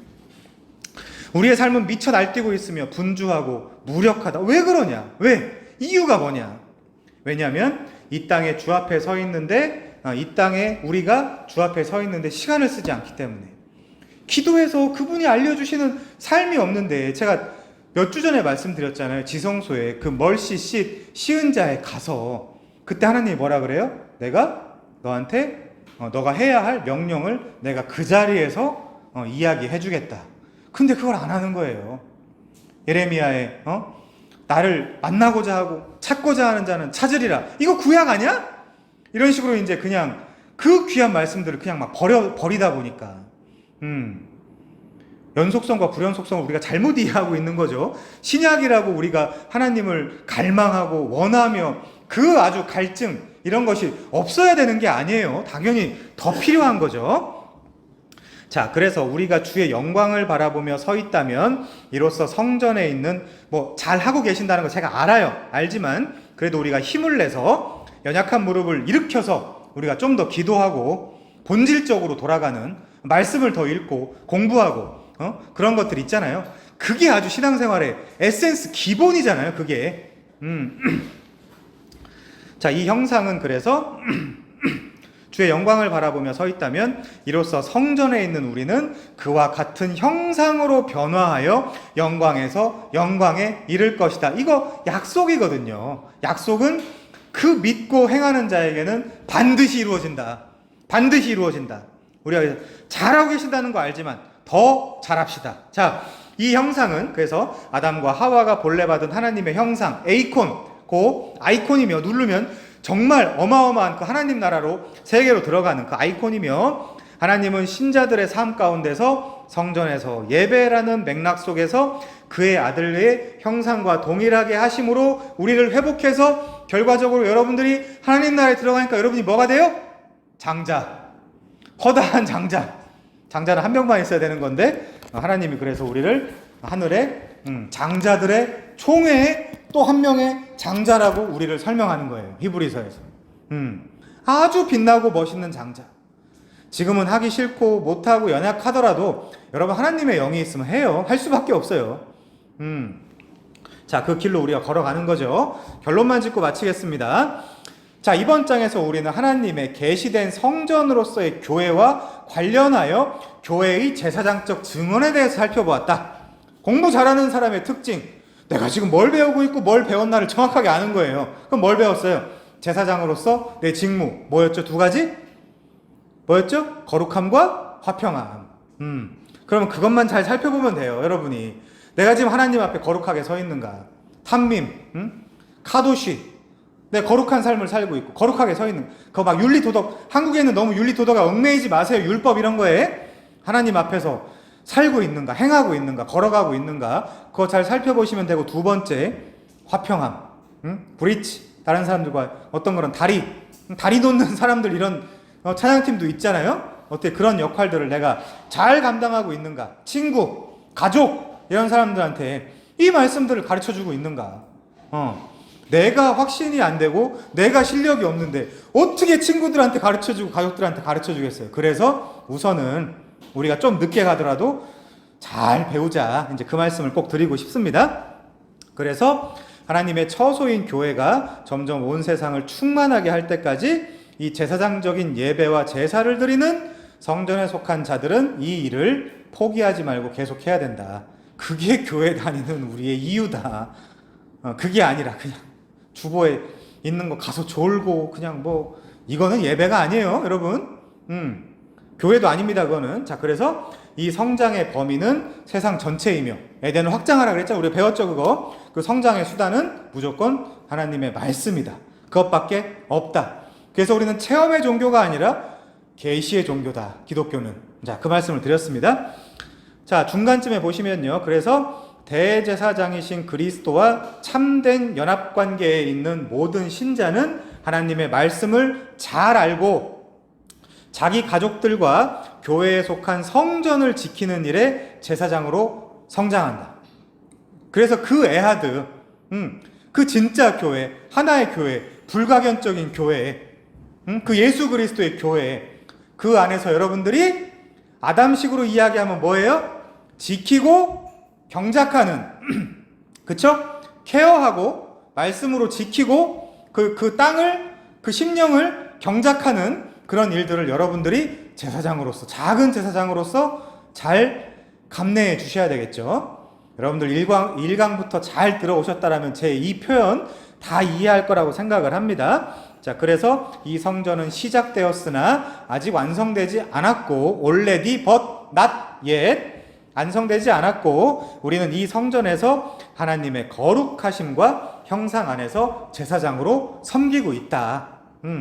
다시 말씀드리지만 설교자니까 어떨 때는 얼르고 달래고 막 뭐라고 하고 막 그러지만 알아요. 여러분들이 성령 안에서 잘 하고 계시다는 거. 근데 더 잘해야 돼요. 더 잘해야 돼요. 우리는 더 열심히 해야 되고 더 잘합시다. 알아요. 다 얼마나 힘들고 가는 길이 고달픈지 저도 그래요. 근데 우리 힘내서 더 잘하자는 말씀을 좀 드리고 싶습니다. 자, 그래서 하나님은 역설적이게도 희생제물이 지닌 약함을 통해 자신의 영광스러운 삶이 빛나게 하심으로 우리의 제사장적이고 중재적인 증인의 사명을 감당하게 하셨다. 하셨다. 좀만 더 볼게요. 그래서 하나님의 영광은 하나님의 성전에 있는 우리의 형상으로 드러나야 된다. 성전은 기도하는 처소여야 했으며, 기도는 하나님을 만나는 거예요. 구걸하는 게 아닙니다. 이거 주세요, 저거 주세요. 프로슈코마이 되는 거. 자, 만민이 기도하는 집이어야 했다. 그래서 교회도 역시 온 민족을 위한 기도 처소가 되어야 한다. 그래서 하나님이 우리가 어느 곳에 있든지, 그리고 우리에게 하나님의 성전, 곧 하나님의 임재 안에서 제사장으로 머물도록 하신 것을 깨닫는 은혜를 주시도록 우리는 생각하는 모든 것을 다채롭게 할 하나님의 임재 가운데 항상 머무는 제사장이 되어 그렇게 말도 하고 그렇게 행동도 하고 교회가 하나님의 성전 안에서 제사장으로 섬길 때 이로써 하나님의 성전은 우주 전체를 채우도록 확장될 것이다. 여기까지 하겠습니다.